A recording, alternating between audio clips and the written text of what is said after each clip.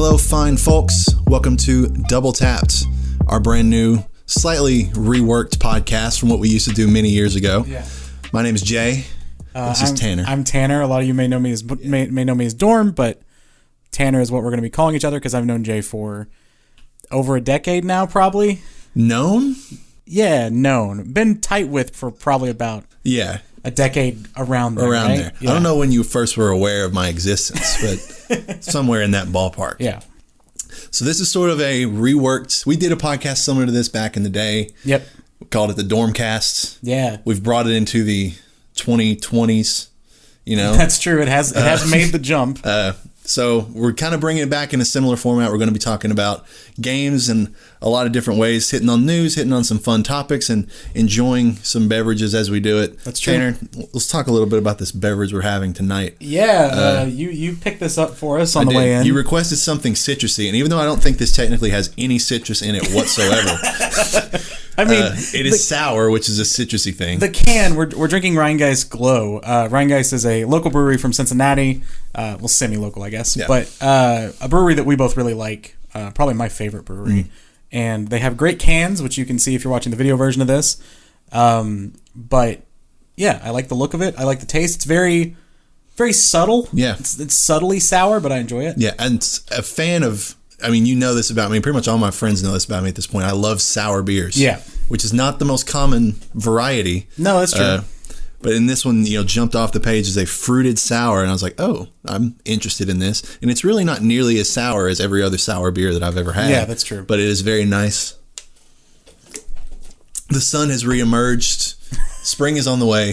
What a good way to celebrate it with a nice sour tart beer. Yeah. So let's just roll right in. I'm going to hit you with a few news stories we're going to react to, some of the biggest news from the last week in the world of video games. Sounds good. We're going to hash out some discussion. Okay. The first one I wanted to talk to you about, it's happening. Pokemon is going open world. Yeah. So for those of you who don't know, Pokemon had a sort of direct type thing. Yeah, Pokemon Presents, I think, is what the formal title was. Thank you. And they had more announcements than the actual Nintendo Direct did. Yeah. The main ones being that Diamond and Pearl are getting remastered for Switch in a chibi art style that some people aren't crazy about. Yeah. But the other big thing is that Pokemon Legends Arceus, is that the title? It is. Or I think the formal I've always said Arceus, as you just did, but I think the actual person himself who was presenting said Arceus, or I've heard someone say Arceus, so I don't know what the actual, All right. I'm going to say Arceus. Yeah. So either way, that game is stealing shots from Breath of the Wild. Very much and, so. Including the zoom in, zoom out field shot. Yeah. If you've seen the side-by-side comparison, it is exactly the same. It is incredible how similar they are. But basically, it looks like, from what we can tell from that trailer, we're getting an open world Pokemon game that is really intriguing. The visuals aren't great. No, it definitely looks choppy and, it's early. Yeah, sure. But, And to be fair, we did see the Pokemon Snap trailer change quite a bit from when we first saw it to now, and it looks much better. Right. So hopefully that's more of a engine thing, and this is what we're working on, and less of a final product. This is what it's going to look like kind of thing. Yeah.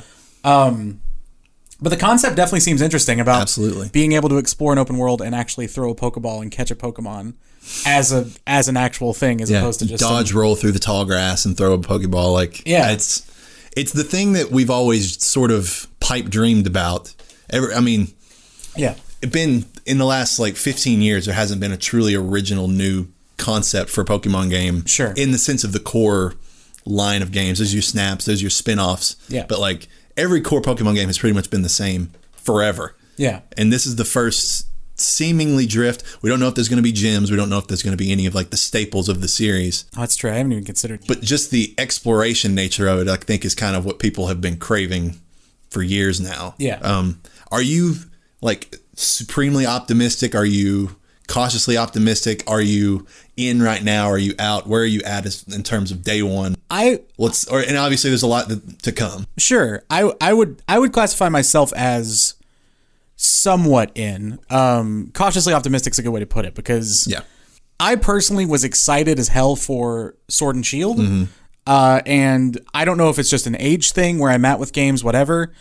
I was severely underwhelmed by Sword and Shield. And so I think my main caution is, do I even want a Pokemon game right now?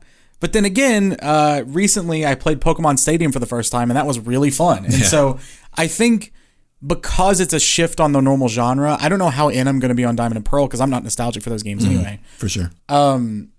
But for this, I think I'll at least give it a shot, and hopefully it clicks, because I think it's a really intriguing, like you said, it's the thing that fan-made games were trying to be 10 years ago, right? So, and at the outset of the announcement, so before I had seen any footage or anything, because I saw the news tweeted out before I ever saw the Pokemon Presents presentation itself. Yeah. The first thing I saw was the Diamond and Pearl news. And I mistook that news to think that, they're remaking Diamond and Pearl in like the visual style of Sword and Shield. Right. So I was like, this is the open world Pokemon that people are excited about. Yeah. And once I saw those trailers, I was like, this is literally just a remaster of Diamond and Pearl. It's more like the Link to the Past style. And that Legends Arceus is the game that people are very curious about. Yeah. And I'm in a similar boat where I feel like I have to play it just because I was a diehard Pokemon fan for years and years, and I played all the way through, I believe, X and Y was the last ones that I really played. Yeah. It's either X and Y or Black and White for me, whichever one was later. So I'm curious because Arceus is set in the Sinnoh region, the 4th region, 4th gen, same ones as Diamond and Pearl. I'm curious to see what Pokemon are going to populate, this world. Yeah. Whether they're going to incorporate all of the more recent generations, whether they're going to limit it and maybe expand it in the end game, kind of like they used to do in older games where you beat the main story and then all of a sudden you're opened up to gens. So we'll see. I'm very curious. Me too. And excited because surely this is not going to be the first and only game in this style. Not if it does well, sure. And they've tabbed it to sort of seem like Pokemon Legends is going to be a new series going forward. So here's hoping that the first one either sticks the landing or is at least a good starting point. It has enough promise, exactly, a la like a Watch Dogs 1, that exactly, has enough promise to show that the series could be good. And I think one thing that would help it be good is our next story. Nice. The now not 100% confirmed, but de facto confirmed by reputable news sources, Switch Pro. Right. Which is not a formal title. We're just going to refer to it as like a Switch Pro, whatever. Yeah, that's fine, yeah. Switch 2. A more powerful version of the Switch to be released, seems like later this year. Yeah. We'll have a 720p Samsung OLED screen. Which is huge. It is huge. As someone who did the deep dive on OLEDs recently when I bought my new TV. So if you don't know, just to explain that portion of it before we get too far. Before, I'm not sure if the screen was an LED or an LCD, but basically the way screens work is each... an LED or an LCD screen has zones of lighting behind it that light multiple pixels on your screen. So think of it like mini projectors behind your screen, if you want to think of it that way. That was the way it was explained to me. With an OLED, each pixel controls its own lighting. Now, that may not sound that different, but what really happens is that gives you a lot brighter brights because you're not relying on different sources for a whole area of your screen. It's one-to-one. You're also going to get a lot better contrast because a pixel can just turn off to simulate black as opposed to dimming itself a lot to try to get to black, as well as better battery life. It's a lot less power. Yeah, it's a lot less power using because I don't know the exact reasons behind it, but I know it improves battery life. So that's the main thing. And the fact that it's OLED, even though it's 720p, the theory I think behind that being the screen's so small it won't matter. Even be a noticeable difference. Which I don't know if I agree with, because if you notice, phones are almost always in like at least 1080, if not higher resolution now. Yeah. So that's especially an Apple thing with like Retina displays. They love higher resolution phones. So I'm not sure if I agree with that, but I think it'll be fine. Yeah. And the other big part of it, it's also native 4K when docked. Right. Which is huge to me. I think that is the sort of eye-popping, that's the reason behind it. Yeah, and you didn't have to tell me that the normal Switch couldn't do 4K. You could play anything on the normal Switch and you could guess that it could not support 4K. I mean, it's interesting with Nintendo, right? Because Wii U, which is something I've had to have been playing now because I've been playing Wind Waker HD on stream. Yeah, it's actually not that bad. The Pro Controller sucks though. Yeah. Wii U was like the first Nintendo console to go 1080, and that was after the Wii, and other stuff that came out around the Wii had the potential to go 1080. So Nintendo has always been a step behind with sort of the resolution thing. I don't know when that exactly started, I guess with the Wii, that they sort of went more, we're going to be more focused on the games than sort of the specs, right? Because like I think the GameCube was the last real game to compete as far as AAA games go. Which is interesting. I think it's kind of cool that they've created their own market, really. I personally only buy like Nintendo first party games on Switches, but me too. Or on Nintendo consoles.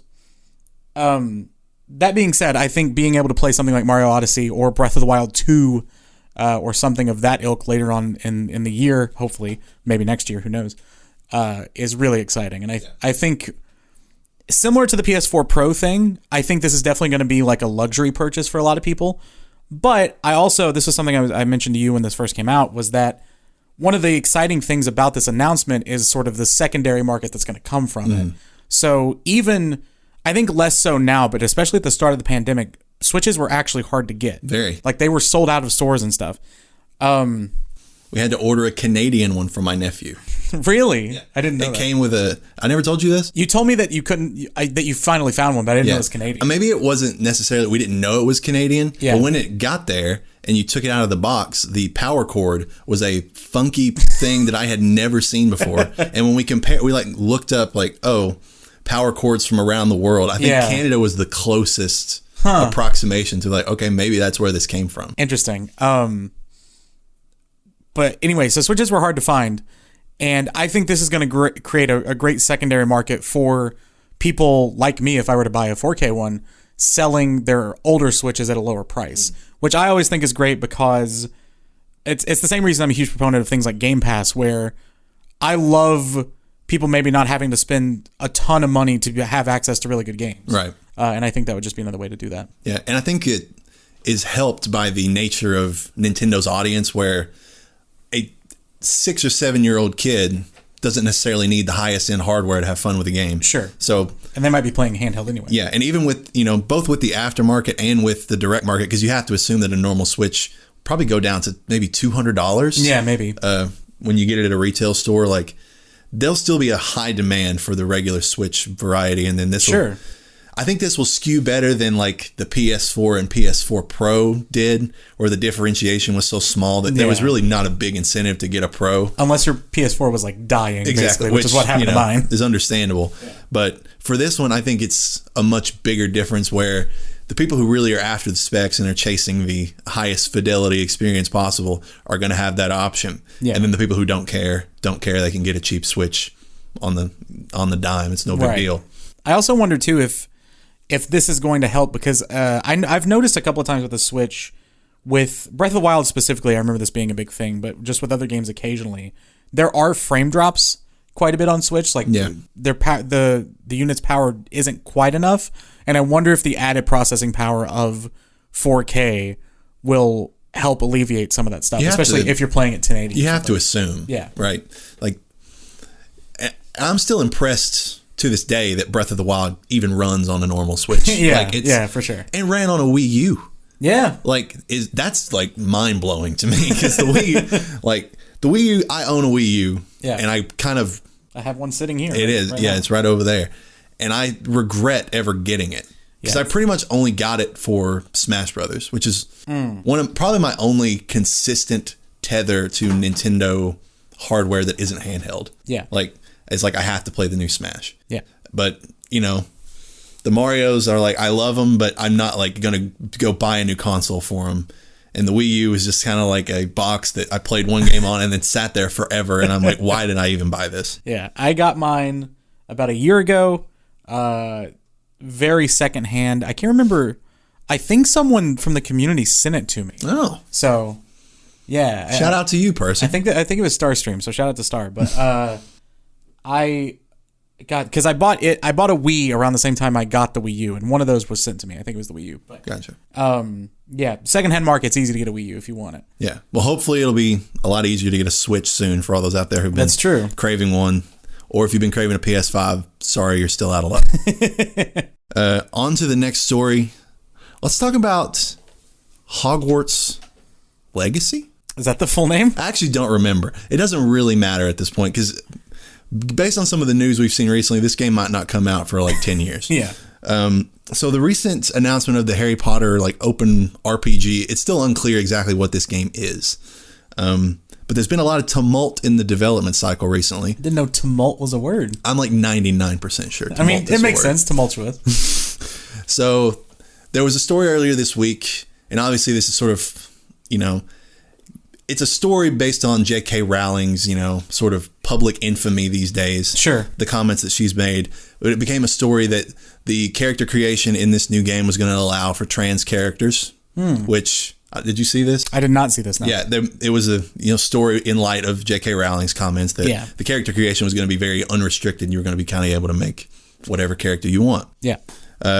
Not sure if there's any connection to the news that came out later in the week that the lead designer on the game had left the studio. See, this I know about. This has been bubbling on Twitter for a couple of months now, where the guy who was the lead designer. I should say too that as someone who is friends with a lot of really inclusive streams and very like publicly out people who are just awesome, doing great stuff. The narrative in my Twitter bubble has been really interesting because a lot of people that I know who are LGBTQIA, they are also very internally conflicted with the idea of this game. Because a lot of people grew up with Harry Potter and love Harry Potter. And they also were like, well, I don't know if I can support J.K. Rowling. She's said many things that have her labeled a TERF, which I think I agree with.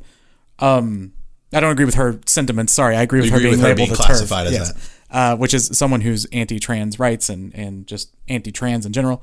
But that game already had this really, really conflicting narrative where some people are like, okay, I can separate, or I'm going to separate the art from the artist kind of argument. And then other people saying, well, J.K. Rowling's going to make money off this game, even if it's secondhand, so I can't support it, that kind of thing.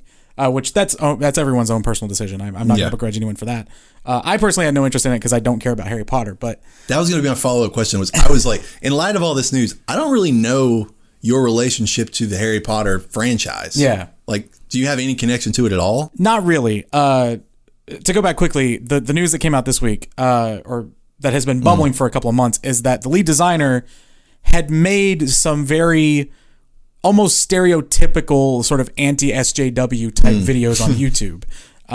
He had talked about, I mean, if you've seen one of those videos, you've seen them all. Or if you've heard of one of those videos, you've seen them all. Yeah.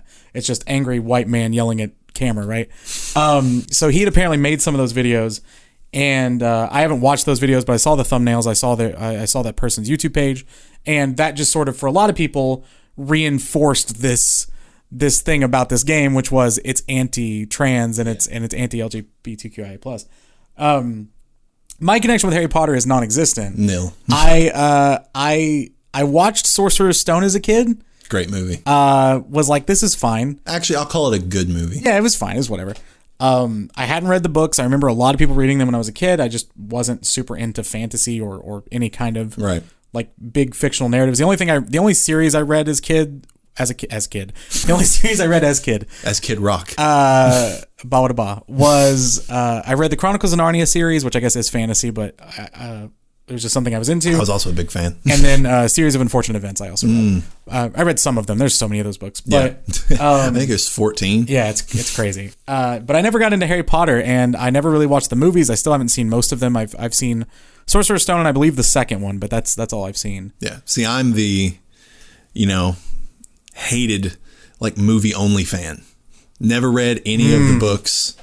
Own, I think, 2 or 3 of the books, just never read them. Yeah. And I didn't buy them. I think they were gifted to me. Like, I own like Goblet of Fire, and that thing is like the thickest book on any bookshelf you'll ever see in like a kid's library. Yeah. But I'm a big fan of the movies, most of them. 1 through 4 are varying degrees of great. Okay. 5 was maybe the most frustrating movie-going experience I've ever had. Oh, wow. Because Dolores Umbridge, at the age that I was, I could not respect that she was a good villain. I just hated her.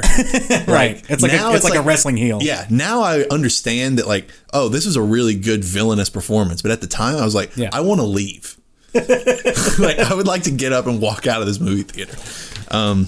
6 and 7 part 1 were meh. 7 part 2 was cool. But I had sort of fallen off after 1 through 4. Specifically 2 through 3 are great. So I'm semi-interested in this game conceptually. I'm pretty sure I played Order of the Phoenix, the video game. Okay. Is that a PS2 game?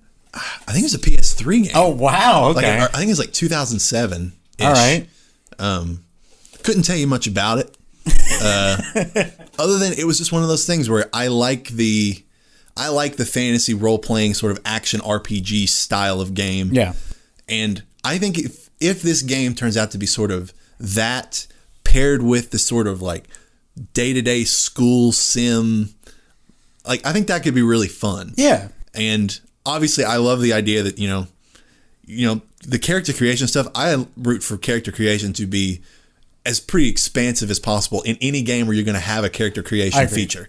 100%. Like, let people go balls to the wall and make whatever they want. Yeah. So I'm not in on this game because this is also one of those games that you just know could come out and not be good at all. Oh, for sure. Could be broken. And could be like... It already has a lot of problems in development already. And I can kind of see it being one of those, like, Mass Effect Andromeda, like, really horrible facial animation type of games. Yeah. Who's developing it? It's Monolith, right? Who did Mad Max? I'll check into it. I actually looked up Monolith recently. What was the series they did? They did one of those.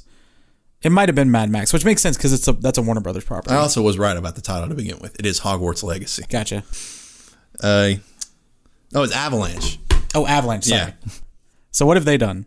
Avalanche Software, located in Salt Lake City, for those curious.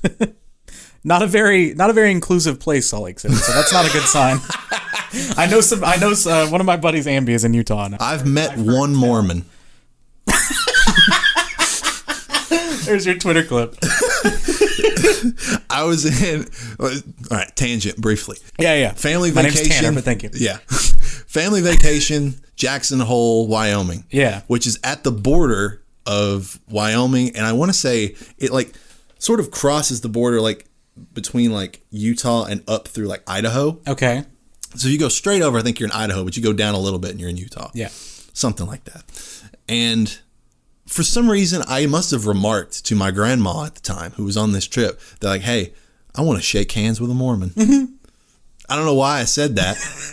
Okay. But then we go up on top of this mountain in the Grand Tetons. Love how much you enunciated the word Tetons there. And all of a sudden, my grandma's like, come here. And she's sitting on the bench next to this old lady. And she's like, I want you to shake this lady's hand. Grandma's a G and fulfilled your wish. Okay. And then I do it. And she's like, you will carry Madame Zeroni up the mountain. And sing while I drink. And she was a Mormon. Hey. And that was the end of the story. So Avalanche Software has developed... Actually, Avalanche themselves, they must have just consulted on some games, but apparently they primarily have developed... Okay. Their most recent game before Hogwarts Legacy, according to Wikipedia, was Cars 3 Driven to Win. Oh my god. Was that a PS3 game? And PS4, so it was cross-gen. Okay. Before that, they were the Disney Infinity people. Oh. Cars 2. They must have just done all of these. I don't like this track record, dude. Ooh, you go back to Dragon Ball Z Sagas in 2005. I don't remember that game. The ooh was simply because they had a Dragon Ball Z. They had some oddly assorted NCAA College Football 2K3. Oh, wow. Yeah, very strange. Oh, a good friend of ours would appreciate this one. Attacking the Power of Juju. Oh, shit. Shout out to Skinny. Okay, they did the Just Cause games, and they did do Mad Max. So did they just consult on those games, though? I don't know. They're a developer and publisher, so maybe they published those games. Okay. Because I thought they did Just Cause. So I confuse Monolith for Avalanche a lot for some reason. Yeah. But they did do Mad Max, which makes sense. It's a Warner Brothers property. So is Hogwarts. I'm pretty sure Warner owns the Harry Potter franchise. Yeah. And they also did Rage 2, which, do you know the story about this? Mm-mm. So I don't remember how I learned this story. I don't think it's under NDA or anything, but I think this is pretty well known, I think. But so Avalanche was working on Mad Max 2. Right. And Warner basically said, Mad Max didn't sell well enough. We don't want this. So instead, they put a new color of paint on it. Oh, yeah. And came to Bethesda and said, hey, do you want Rage 2? And they were like, we're not doing anything with Rage. Sure, you've already made this game. So that's how Rage 2 came to be. It wasn't that Bethesda really wanted to bring it back. It was that Avalanche... I mean, to be fair, very savvy move on their part to go like... Yeah, you got a game that's pretty much 70% done. Similar, why not? Yeah. Anyway, yeah, I might buy Hogwarts Legacy. Who knows? We'll see how we'll see how things shake out. Unless it's a 10, I'm not going to touch it. Yeah, if it's 8 or above, I'll be interested. Yeah. And again, it's probably like a 3 right now. So let's see if they can work their way up into the upper echelons of review scores. Anyway, let's move on to our last news story. Mormons. PSVR 2, or whatever it ends up being called, is now officially coming out. Yes. At some point. We don't know when, and I'm going to just go ahead and say this, I don't care. Do you? No, not really. And we are both primarily PlayStation players. That's where we play most of our stuff. The fact that you can't sell, or not you can't, I'm sure they could sell us on PSVR if they wanted to. There's a game demo that could theoretically exist that would make me go buy one right now. Yeah. It just hasn't happened yet. What would the game be? What would they have to pull out? I don't know. That's a good question, because I think the hypothetical game, or maybe one of them, you always had to throw out there was like Star Wars Squadrons, which exists now and it is in VR, but for some reason still has not sold me. See, to me, that just sounds like a recipe for motion sickness. Fair. And one of the reasons I'm not super into VR as a concept anyway is I can get motion sick. That's something I've had my whole life. Even for some reason, I didn't get motion sick the one time that we played it. So we should actually tell our story about VR. So back when we did the Dormcast, the most viewed Dormcast episode, actually. Really? Yeah, by quite a large margin, was Jay and I went to Louisville, Kentucky. We went to go see an NXT house show, which NXT is a brand of wrestling under the WWE brand, where it's like a developmental brand. It was really fun. Awesome. The best wrestling thing I've ever been to or seen, definitely seen live. One of the best things I've just seen in wrestling.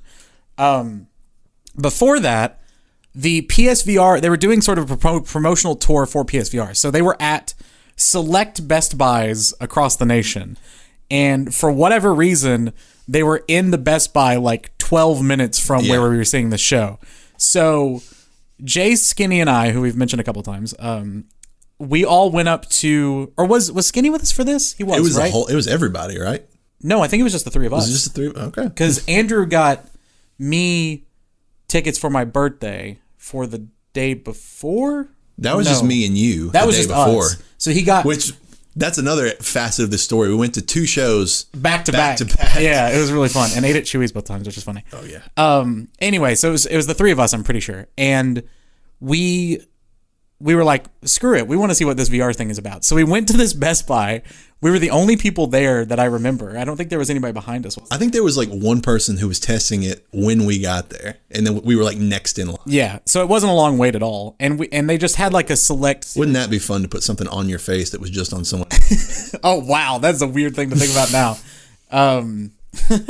But there were just a select grouping of demos. Yeah, I did the one that was basically like Tetris, but you fit the piece into the hole. Yeah. What did you end up doing? There was the Starfighter-y one. I don't remember exactly, but it was very crude. Yeah. But cool. Like it was a proof of concept thing. Yeah. And I'm still in conceptually on VR, just not yet on like a wide commercial level. Yeah.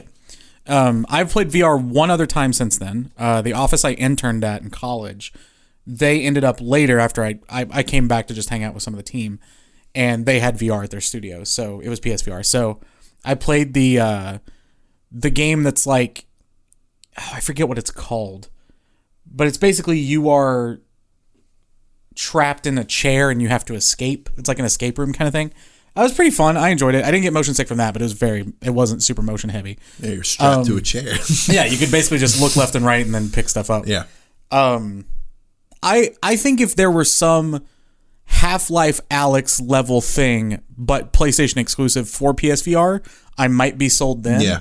Outside of that, it's still sort of a novelty to me. I made the mistake, as many people of our generation did, of being in on the Kinect. And I think that experience makes me hesitant for the PSVR experience. Kinect was cool, man. It was cool. And Kinect Star Wars, where you could run around and just smash stuff, was really, really fun. Which that's another one of those. It's weird that all my ideal VR games stem from the Star Wars universe. Yeah. But so badly do I want a really competent VR like lightsaber game. Yeah. A friend of mine, this was, gosh, I probably last touched this weird peripheral video game thing 15 years ago.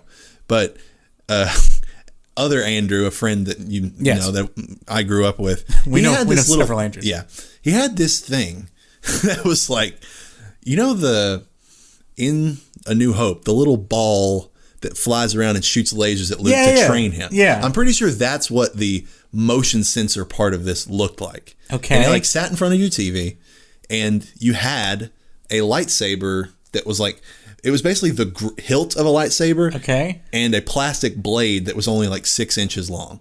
All right. So this was your controller. Yeah. That was it. That was the extent of the hardware. It wasn't on a console of any kind? No, I think it was just a standalone thing. It sounds like PlayStation Eye a little bit. But. Yeah, it's that kind of thing, but I'm pretty sure it was just a standalone thing. Yeah. And it was very crude, but you would just like fight Darth Vader would come up on the screen. And there wasn't like a range of motion, but you could hold this thing and sort of at an angle to deflect, and then you could like swipe, and you would see like a slash go across the screen. And I'm like, that at the time, at that young age, that was so cool. Oh, I'm sure, yeah. And I want that experience scaled up into a very proper, full-fledged, because I know there's that Vader Immortal, that game. That's a VR game that I know some people enjoy, but it's not like a full-fledged. Oh, this is the one where you play as Vader? I think so. And you can like force choke people and stuff. I think I've seen flips. That's cool, but it's, again, sort of has the limitations of current VR hardware strapped to it. So I am in, honestly, and this is another aspect, kind of the aspect that immediately turned me off about PSVR 2. It still has a cord. Yeah, that's a big thing. And it's weird that they got, I mean, I guess you want to get out ahead of that, right? And you don't want that to be a later thing that people are feeling. They're just like, crap, it has a cord. I'm not in anymore. It's better to get out ahead of it now, especially with the way. So they didn't release this in a video form. They just released it, to my knowledge, on a statement, right? On PS Blog. I think PS Blog. So again, it's very much for people like us, the people who enjoy discussing this kind of thing. Yeah. And every aspect of what comes into gaming, less for media consumption right now.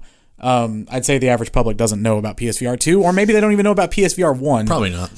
But it's interesting to me. I think the big takeaway from this, to me at least, is that PSVR 1 sold well enough to warrant this. Yeah, that's a very interesting thing that I'm kind of surprised by. Yeah. I kind of thought they would have just gone the partner with Oculus route eventually, or something like that. Which, I mean, we can't rule out either. No. But Vive comes to PlayStation, whatever. The only thing that could sell me on it at this point would be, show me like a side-by-side of PSVR 2, or whatever it ends up being called, running next to Oculus Quest, which seems to me the most competent, wireless, user-friendly VR headset out there right now. Yeah, show me like a side-to-side, and show me a game that looks really cool running vastly better on PSVR 2, and maybe I would be interested. Yeah. But until that point, I'm not. I think again, I mean, if they could partner with Valve, which I don't think Valve would do this because they have vested interest in keeping Steam their own thing. Also, Sony has actual ownership of Epic Game Store. Yeah. So they are direct competitors to Valve. So this is probably not happening. There's a lot of corporate chicanery going on. Yeah, but if you don't know, Sony has, I think, 51% ownership of Epic. I think they have a share of it at least. And that is sort of the competing PC marketplace with Steam, although Steam is definitely still the main thing. If Half-Life Alyx, which is, from all accounts, the killer VR app, finally something worth buying VR for. Mm-hmm. If Half-Life Alyx were to come out, and if Beat Saber were to get mod support, which is the main interesting thing to me about VR. Beat Saber is the one thing where I've looked at it and gone, Beat Saber does look cool. I want to play this. I actually really want to play this, and I've still never had a chance. But to me, Beat Saber is only worth buying, at least right now, on PC, because then you can mod in your own songs and play whatever you want. Whereas on PlayStation, to my knowledge, you're limited to what Beat Saber can license and stuff, which is a lot more limiting than being able to upload, whatever meme song you want to play. Green Day. It. Yep, Green Day. Just the entirety of Green Day's catalog. I'd buy that right now. Green Saber. Exactly. Like Luke. Now we're back to Star Wars again. On that note. Anyway, so PSVR, we'll see what happens. Yeah. Anyway, so that's the end of the news story. And so I was told to interject this by Tanner. I have no idea where this conversation is going to go. Yeah. Tanner. Yeah. What is Blaseball? So, a lot of people know about Blaseball already. I'm sorry if you know what this is and I'm late to the game. I have known of Blaseball for a while now. I'm really big into the Twitter scene of like sports writers, internet sports people especially. I'm really good friends with Kofi, who works for SB Nation and Secret Base. And I follow sort of that whole circle of people. And Blaseball was kind of a thing I heard whisperings of for at least a year now. And I just learned last night, I found out that someone who is a regular in the stream, they moderate the Blaseball Discord. And I was like, okay, can you please, I've always been curious, what the hell is Blaseball? So Blaseball is a fake sport, okay? And everything in the sport is computer generated. Okay. One day is a full season of Blaseball. All right. The only day they don't play is Sunday because that's God's day. And when they play, it reads as a baseball box score. So it's completely computer generated, but there are teams and players with stats. So they're baseball stats? Yes. But their stats are not like hitting and pitching and things like that. They're like Shakespeareanism or Machiavellianism or just things that people don't understand if they have bearing on the sport or not. Do the stats change, or is it the same stats across seasons? I think it's stats based on players, similar to like a 2K system. Oh, okay. So like this player has this much Shakespeareanism, right. This much will to live or whatever. There is lore completely written by fans. Lore. For the most part. The Twitter accounts are awesome because they're driven like sports social media accounts, but for a sport that again doesn't exist. But it is this fervent online community that just loves this fake sport. I know people who aren't into real sports who love Blaseball. Okay. I have questions. Sure, and I apologize if I don't know the answers to these yet. So Blaseball, made up sport. Yeah. A season is a day. Yeah. So there is no actual sporting game being played. No, it is just stats that are generated. Yes.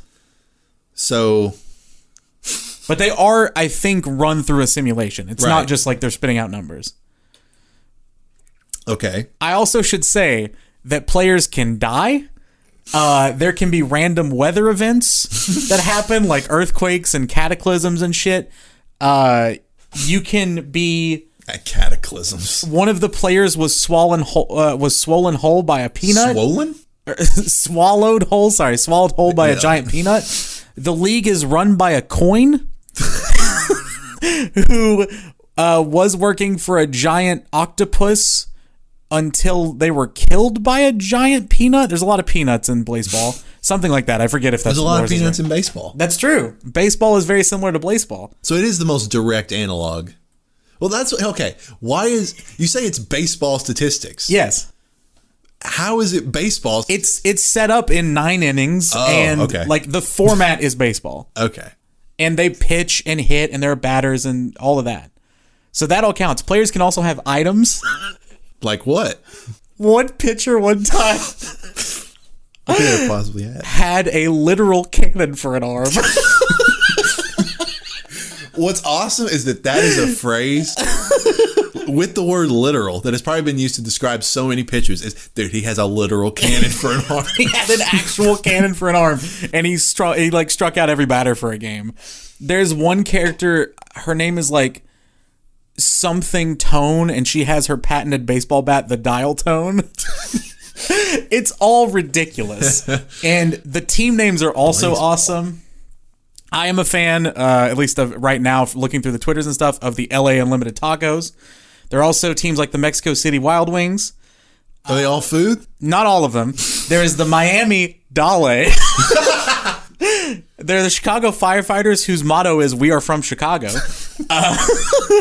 There is the Charleston Shoe Thieves, who hail from every town named Charleston. They're awesome. There's like 24 teams, I think. South Carolina. Hang on, I'm just trying to think of every Charleston. Apparently there are a lot of Charleston, Charlestons. South Carolina. That's the one I thought of too. I'm pretty sure there's a Charleston, Georgia. Maybe they're just all in the South. Is there a Charlotte or Charleston, Virginia? I think so. Or West Virginia? One of those. Because I've been there, or I've been through it. No, there is a town that sounds like, there's a Charleston. Oh, that might be what I'm thinking of. West Virginia. Gotcha, okay. What was the first town? I already forgot. It was Charleston, wasn't it? Oh. I accidentally said Charlotte. Now I'm confused. It's the Charleston Shoe Thieves. Now I gotta know if there's a Charleston, West Virginia. Anyway, so yeah, Blaseball is an enigma, and people apparently live stream it and commentate it, which is something I want to do now. I'm very intrigued by it. Is there Charleston, West Virginia? So that's 3 at least. Yeah. Because I was gonna say, like, I was asking the community, I was like, well, because I learned about this on stream yesterday, and I was like, well, which team should I root for? And I was like, is there a Kentucky team? And they were like, no, there's the Ohio Worms, but they're not. Nope. They're not close, or they're not the Kentucky team. And they were like, well, there's probably a Charleston, Kentucky. And I was like, well, I'm assuming that Charleston is referring to South Carolina. And they were like, no, their motto is they are from every town called Charleston. And I was just like, okay. So I love the ridiculousness of this. I want to actually watch gameplay of it, or quote unquote gameplay of it, and see what it's actually like. But yeah, I'm sharing the good word of Blaseball. I can't say I'm not curious. Right? It's so, like, the jokes within themselves are the funniest part, just like the scenarios and stuff. But all right, we're gonna move on. I'm gonna talk a little bit briefly about what I've been playing, and then we'll pivot into what you played recently, which will then pivot into our larger topic. Okay, beer break. You want a beer? I'll get you a beer. Oh, you have beers right here. I didn't know you brought all of them. Dude, why would we do a podcast called Double Tapped if we did not have beer? That's true. At the ready at all times. Good point. Anyway, first of all, let's talk about Hitman 3. The game that I just platinumed 2 days ago. Congratulations. Thank you. And I don't want to sound like I'm accepting a Grammy or something, but it is not a platinum worth necessarily cheering about in the terms of difficulty, but it is one of those, you're going to sink some time into this game if you want to get this platinum. And which I don't mind. Kudos to them, because I played Hitman, the rebooted Hitman that came out, I think, in 2016. Yeah, 2016, 2015, something like that. And really enjoyed it. Really liked this take on the game. I had never played any of the old ones. Oh, okay. Pre-reboot. I had played them on the PS2. Okay.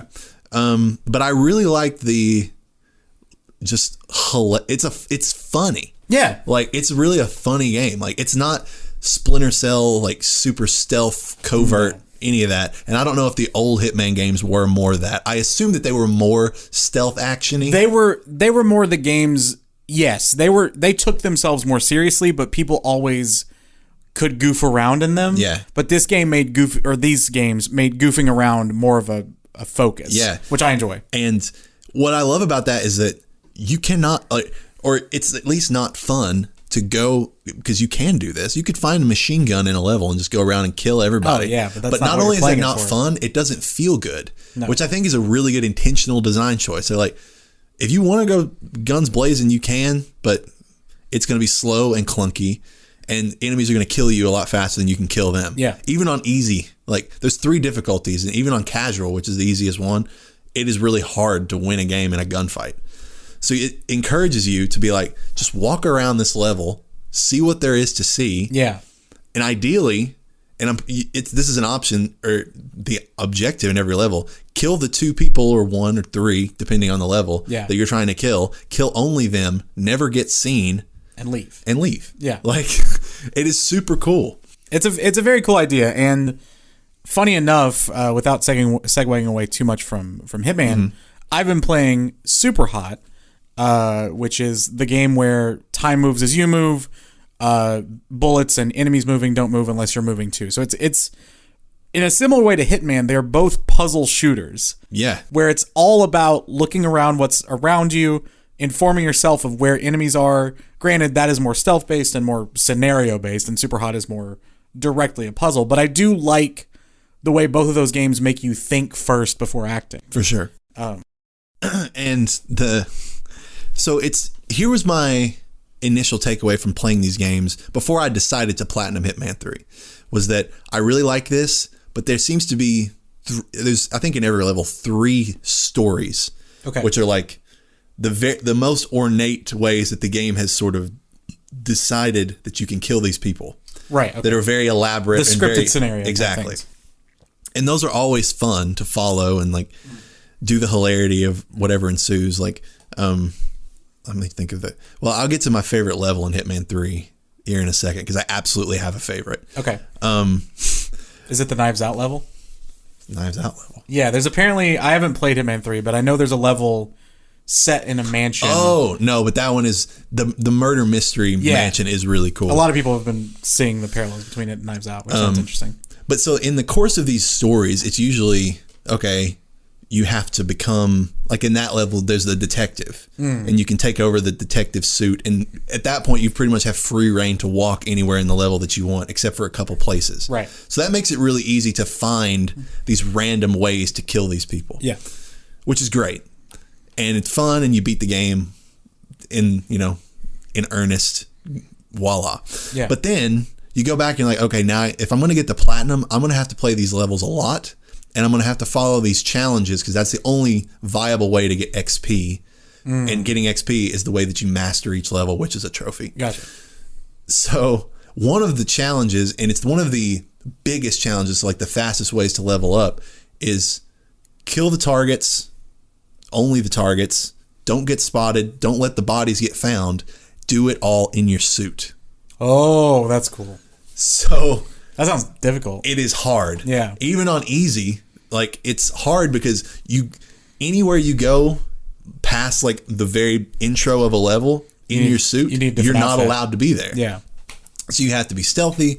You have to choke out enemies, not kill them, hide their bodies. You have to be super like intricate with how you approach these levels. Yeah. It is just, that was the first time that it clicked and I was like, oh, this is like a completely different challenge to the normal level of this game, and actually gave it a ton of replay value. Oh, that's good. But as I said, like that's only like one replay. If you do it right, that'll get you all that XP. Right. I still had to replay these levels 15 plus times each to get enough challenges to master each of them. Yeah. Each play ranging from like 5 minutes to like 30 minutes. Oh, wow. Depending on how many steps you took and how many optional challenges you tried to get.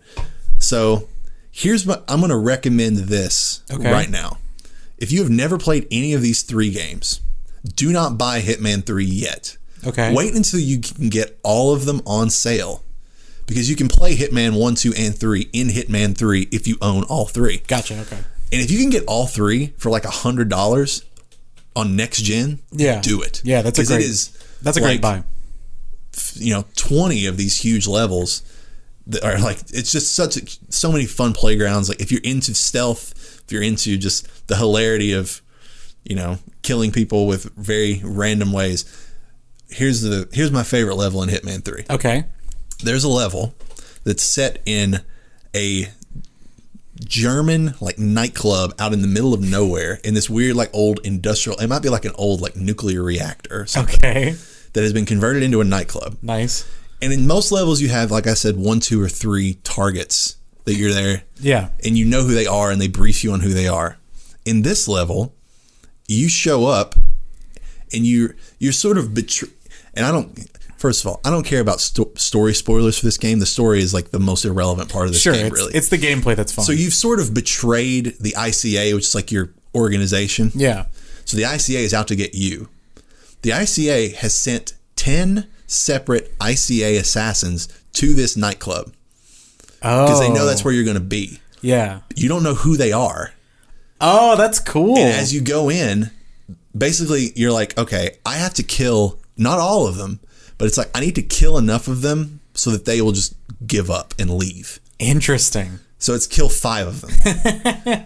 And normally when you're like using like the stealth vision or whatever, you can see the red targets. Sure. But the first time you play this level, you can't see anything. And so you have to explore and find these people dressed up as random people in this level. That's awesome. And like eventually you'll see them step aside and they're like, this is Agent Montgomery. Nice. No sign of the target. And you're like, well, you're going down. Like I know you're one of my potential targets. And there's just so many ways. That's so fun. You can disguise yourself as a DJ in this level and set the metal big ornate thing to like electrocute 2 of them at the same time. Nice. Like, it's awesome. Yeah. Highly recommend all 3 if you're into that sort of thing. And if you get them all 3 at a reduced price, wait and do that. So what would you score it right now if you had to? Just 3? Yeah. Probably like I'll give it a 9. Okay. On the dot. That's really good. I think it's exactly what it's set out to be.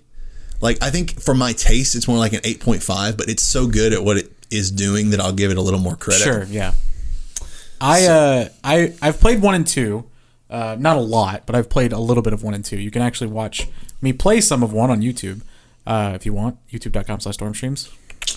But wait a minute. Did you just plug the channel that this is probably going to be on? Yeah, I haven't decided if it's going to be on the Dorm Streams YouTube or if it's a separate page yet. Okay. So we'll see. If so, that's funny and meta. Yeah, that's true. So I've been on the fence with this game for a while. It's tax season. I'm trying not to spend money right now.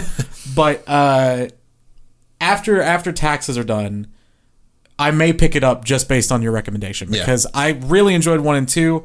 I think it'd be really fun to stream 3, just like seeing what all we can do just as a community and stuff. I think it'd be really fun. And yeah, everything you just said, the fact that it's still... Shout out to IO for making 3 really consistently good games. Yeah. And that makes me very excited for their James Bond game. Very much. So, and talk about maybe the best studio to fit a franchise ever. Like, that's so good. What a fit. But yeah, I really enjoyed Hitman 1 and 2, both games that I bought on sale. I think to your point, this game will probably go on sale in a couple months anyway. Because the first 2 have already gone on sale several times. Yes, yeah. I bought both of them for like $20 one time, I think, which I do not regret at all. So the fact that you can play all of them in 3 and not have to have them all installed is awesome. And it's at like on older, like on PS4 and Xbox One, they ran at 30. On next gen, they run at 60. Oh, beautiful. It runs better. It feels great. So we should say that we're both lucky enough to have PS5s. Yeah, that was a saga. Yeah, I made sure my boys had PS5s. Everybody that I knew needed one. We tried our best to get somebody one. But the interesting wrinkle there was that you were the only one able to procure a digital version, which is the kind that I wanted very badly. And Jay got a physical version, so we traded. We just traded. But yeah, it's a good series, and I want to play 3 at some point. Who knows when that'll happen? But what you played recently? Yes.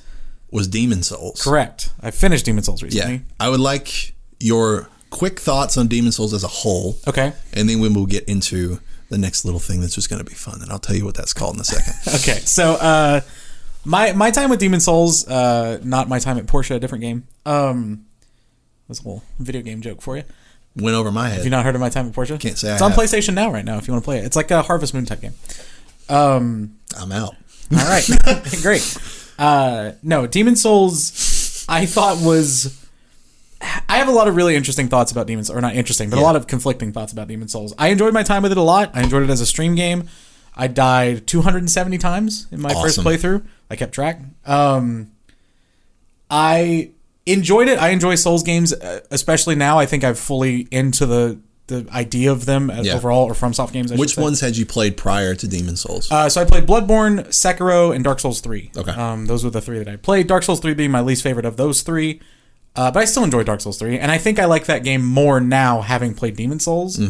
Because my biggest critique of Demon Souls is because it was the first one, because they hadn't really refined what they were doing yet. The format of this game is different than all those other FromSoft games. Very much so. In your Bloodborns, your Sekiros, in your Dark Souls 3, you have touchstones you can get to throughout the level, the final one being the one closest to a boss fight. You can usually get there pretty easily and then just do the boss fight, and the boss fight is what's hard. In this game, in my opinion, the boss fights are rarely hard. It is the journey to the boss fight that is difficult. Yeah. And that I don't like as much. The thing I like so much about Bloodborne and Sekiro, and even Dark Souls 3, is the Hotline Miami-ness of throwing yourself at a wall until you can break through it, right? You just keep going, keep going. It's something I love about Superhot, too. It's the same thing. You reset until you finish the level. And I love learning the boss fights and learning their patterns. The regular enemies aren't as interesting to me. And so the fact that I didn't know this coming in, a lot of people refer to Demon Souls as the hardest one. I completely disagree. I think it's the easiest one that I've played. I think you're right. But the regular enemies aren't as interesting to fight as a boss is. And this game does a lot of stuff that I don't like about certain FromSoft bosses. Whereas this game has the most gimmick fights, Definitely. I think, of any of the Souls games Definitely. I've played. Where a lot of them are either formalities, or you just have to, in one case, the dragon fight, which I think is the worst fight in the game. It's not even really a fight. You just run through, press a button, run through, press a button, run through, and then hit the dragon, and that's it. I don't know. I'm going for the platinum. It's a fun game to run around in. It is beautiful. Gorgeous. I should say Bluepoint did an amazing job with this remaster. All of my critiques are more directed toward the original Demon Souls. I think they did a great job with the port and some of the quality of life stuff they did. But yeah, it's interesting. My opinion of this game was really high around the Maneater fight. Yeah. I love that Maneater fight. I think it was really hard, and I really felt accomplished once I beat it. After that, I beat like 7 or 8 bosses on my first or second try. And I was just like, that wasn't that hard. Oh, this isn't that great. And my opinion of the game slowly went down just because there weren't a lot of unique boss fights. Yeah. So those are my main takeaways. We'll hear more about those here in just a second. Just to give my brief thoughts, because I beat Demon Souls, I guess, 2 months ago? I don't know. Yeah, you beat it before I did. Yeah. It was when I got it at launch. Like, it was probably my most anticipated game at launch, right there with Spider-Man Miles Morales. Yeah. Which we both really enjoyed. Oh, it was amazing. But I have played now Dark Souls, Dark Souls 2, Dark Souls. I've played all of them. I guess I've played every Souls game. Nice. That's kind of weird to say. Yeah. Demon Souls, all 3, Bloodborne, Sekiro. Yeah. Which I don't consider Sekiro a Souls game. It's different enough, even though it absolutely has a lot of the same tropes. Yeah. But the actual moment-to-moment gameplay, I think, is a little distinct. That's fair. It is a FromSoft game, though. Yeah. But I agree with you. And you actually articulate it well when you say that a lot of the bosses are gimmicky and easy. And that takes away from the things that I really enjoyed. Like, Bloodborne was the first FromSoft game that I ever played. And I remember the visceral rushes that came from Bloodborne came from that moment where, against all odds, you finally overcame that one boss that you couldn't beat. Yes. And you finally did it. And you're right that I never really had that in this game. Now, I will admit, I knew a lot about Demon Souls going in. And if you know how to play Demon Souls, you can make Demon Souls incredibly easy. If you find the right weapons, if you play it using the right stats, you can trivialize the whole game pretty much, mainly by using magic. Yes, which I've done on my second playthrough. Pretty much every enemy is weak to magic. And there's a really good sword called the Crescent Falchion. Which I ran right to it when I... See, I didn't know at the time, but that became my main weapon in my first playthrough, and then that sword is buffed by magic stats, so... My second playthrough, which I did for trophies, or am doing for trophies, I just immediately went to it, and everything was doubled up by my magic that was already high. Exactly. It was wild. Yeah, so I will give Demon Souls all the credit in the world for kicking off this format of game. Yeah. I will give it a ton of credit for admittedly having one of my favorite areas in any of the games, which is the Tower of Latria, which I think is absolutely... easily the best part of the game. One of the most atmospheric and creepy levels in any video game I have ever played, and so unique. It doesn't even feel like anything else I've played. It's like the Eye of Sauron tower meets like some kind of weird like HP Lovecraft, Azkaban Lovecraft. Exactly. Yeah. Like, it's so cool and so scary. And if you fall down in like the pits area of it, the first time I ended up down there, I was like, "Get me out now!" Yeah. Which, in retrospect, I love that it gave me that visceral reaction. Yeah, for sure. So yeah, I love Demon Souls, but I will admit that it's not the worst FromSoft game. That's Dark Souls 2, and I will have that. We'll have that discussion anher day. Yeah, whenever I play. Whenever you've played them all, we'll have that discussion. I'm only 2 away. I'm not that far. But yeah, I think it set the path for everything that came after it, and I give it credit for that. But let's talk specifically about the bosses. In a little brief segment, I'm going to call the boss rush. Boss rush. I don't know. We're just going to go through and give. I don't want us to elaborate a ton. I want us to give like brief, because there's a good amount of bosses in this game. Yeah. And we're going to give our brief thoughts on all of them. Okay. Should we give it a score? Let's do thumbs up, thumbs middle, thumbs down for the boss fight. With both thumbs? What? So I could do like one thumb up, one thumb sideways. That's like the second best score. I'm gonna say one thumb unless we need clarification. Okay, fair. Thumb middle is sort of just like a whatever. And we can give a few words to justify that. Yeah. I just want to rank them. All right, or rate them. Let's see how these are ordered. I've got the list pulled up here. Also, spoilers for the names and ideas of boss fights in Demon Souls, but Demon Souls has been around for 12 years, so that's on you. Yeah. All right. So these are sorted. I don't know if it's on you, but these are sorted by Archstone. So we're gonna go each Archstone bottom up. Sure. Starting with the Phalanx. Thumbs down. I'm not a fan. I agree. Thumbs down. It's gimmicky, easy, super weak to fire. Although the intro when it shoots the arrow at you is really cool. I don't even remember that. You don't remember that? Like when you first open that door, it just shoots a giant arrow out onto the ground in like a cutscene. I'm like, that was cool. You get bonus points for that, but less bonus points for sucking. Tower Knight. I like Tower Knight. Tower Knight's great. I think it's a cool fight. It really is. It's very similar to the one Reborn. Yep. It's the precursor to that fight, really. Yes, which is interesting now because it's funny because we both have the same context for these fights, which I think this is a big thing of all FromSoft games. Normally, people I talk to about these games tend to cite their first one of these as their favorite. Definitely. I think a lot of that is because their first one was Bloodborne. That's true. A lot of people did get in on Bloodborne, but also the first time you experience these kind of games is the most special, I think. Yeah. And you don't have context for other boss fights that they've kind of repeated or revisited the ideas of over the years. So I know that we're comparing fights from an older game to fights from a newer game, but it's the one we placed first. So that's what it reminded me of, and it was less special that way. I did like that fight, and I like that there's a trophy for not killing the archers. Maybe one of these days I'll go back and it's do easy some of these. if you have a lot of magic. Okay. You can kill him in one knockdown if you have a lot of magic. Fair. So, thumbs up, Tower Knight. Yes, thumbs up. Penetrator. Don't remember this fight. Penetrator is the one where you walk into the fog door and there's the fat, what do they call it? I forget what, that's technically the name of the enemy is Fat something. It is Fat something. But then he gets stabbed by the dude with the giant sword. Oh, it's the guy, it's kind of like Dragon Slayer armor looking. Yeah, and he's protecting the Colonel Sanders. Yes. That fight was fine. It felt like the Guardian, or not the Guardian fights, whatever the fights were called in Bloodborne, where you fought the hunters. Hunter fights, thank you. It felt kind of like that. I think I one-tried this boss, so I don't remember it very well, but... Me too, however, here's what I'll say. I'm going to give Penetrator a thumbs up. Yeah, me too. Because I like the fights that are the most like, you're fighting a character that's the most like yourself. Yeah, me too. Those are my favorite. And I went into Demon Souls with a lot of info. Okay. If you know the Penetrator fight, it's a lot easier. If you don't, his timings are super weird. Because he does like that spin approach on all of his attacks that like you're going to dodge way too early and he's going to smack you. Yeah, there was one attack that he kept hitting me on, but I guess I did that area last. I don't know what, I didn't know anything, but just intuitively I was like, because that door was locked, I was like, okay, this is the last part of the game. Yeah. I just knew. And so I did that area last, so I had a lot of strength. Fair. But I enjoyed that fight. Yeah. The False King. Which is the Colonel Sanders. My favorite fight in the game.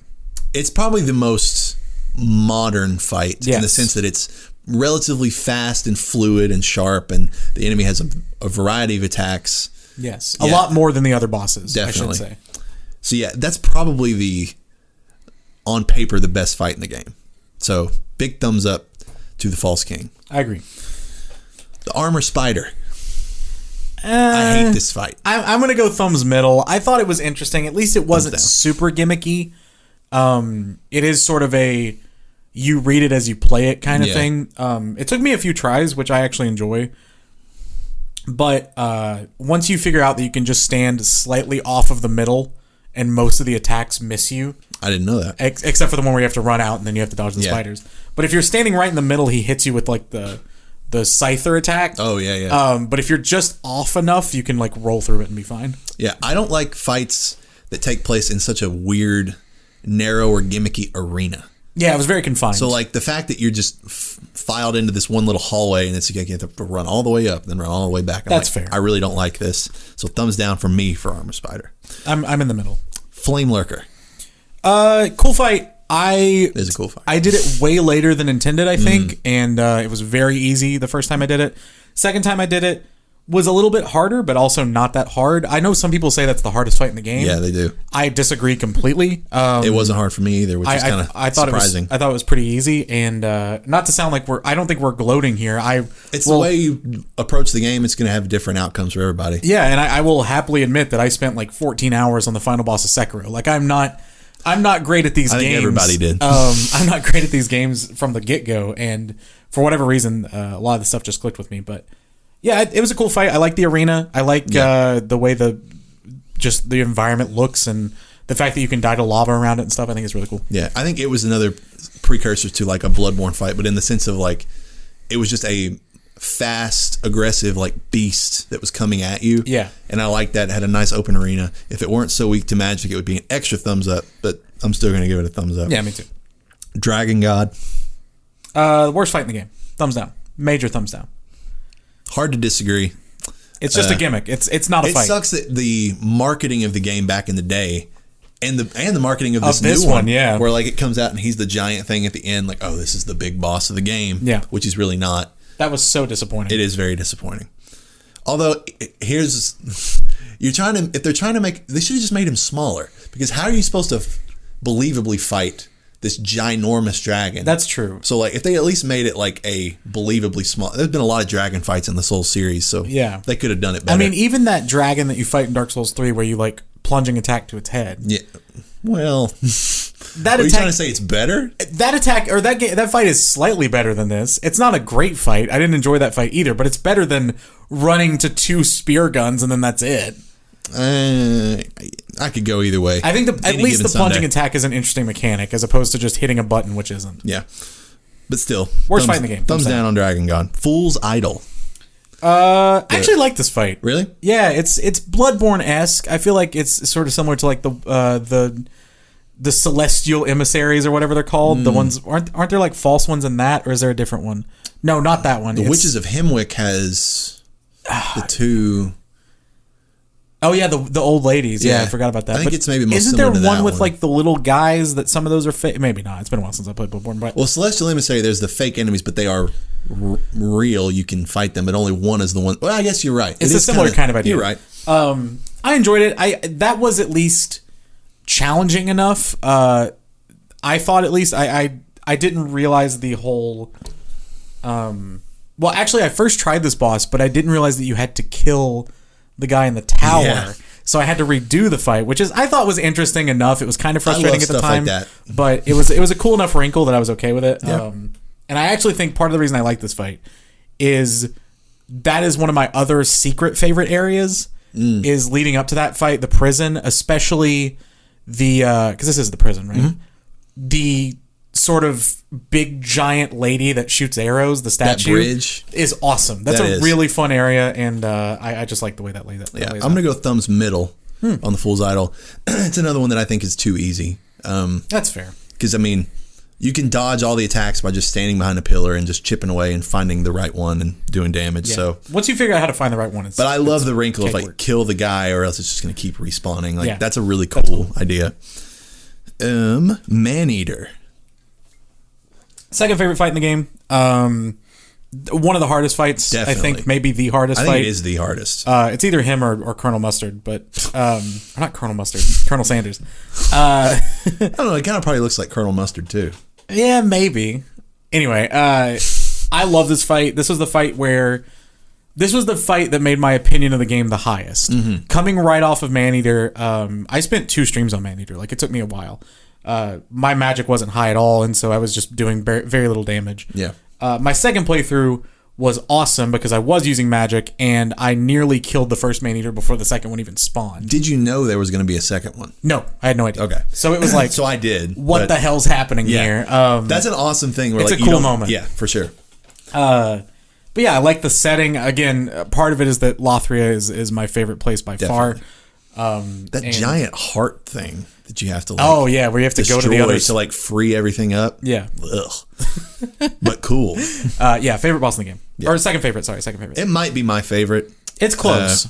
It's just it's cool. They're aggressive. Like, I don't know. The arena is restricting, but in a cooler way where you can still have freedom of movement. Yeah. You just have to be creative. I think the only knock of this fight compared to the False King fight is that you can get knocked off the bridge. Yeah. Which is a little frustrating when you're doing well and then just all of a sudden it's an unlucky thing. But yeah. Still love this fight. Me too. Big thumbs up. Yeah. Old Monk.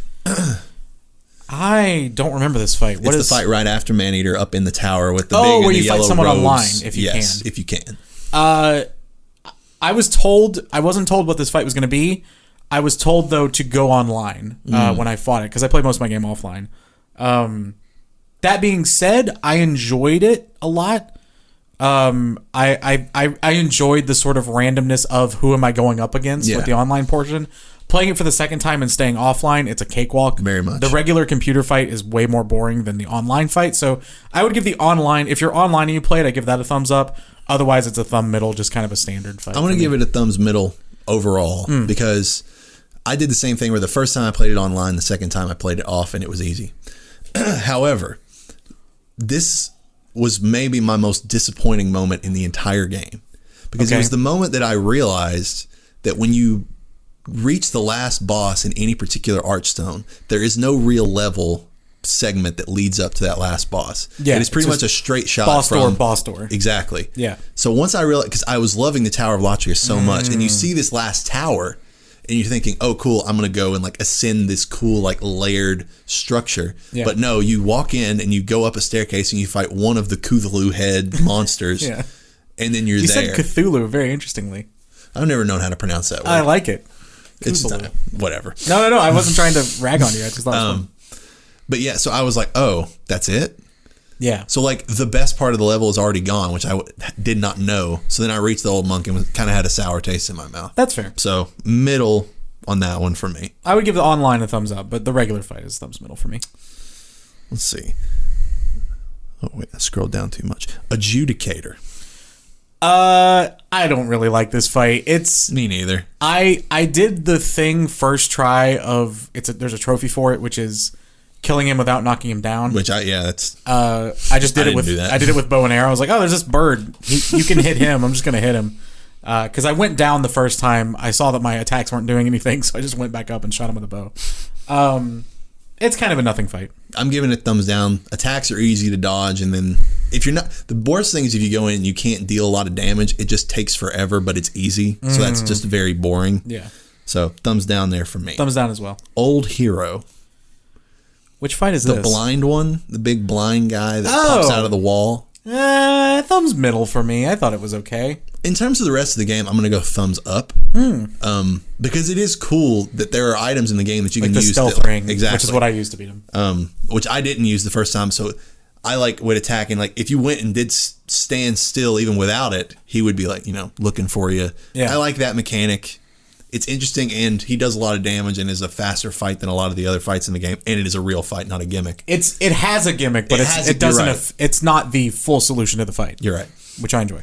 So I'm gonna go thumbs up there. I go thumbs middle. Storm King. Which is the stingray? The giant flying stingray.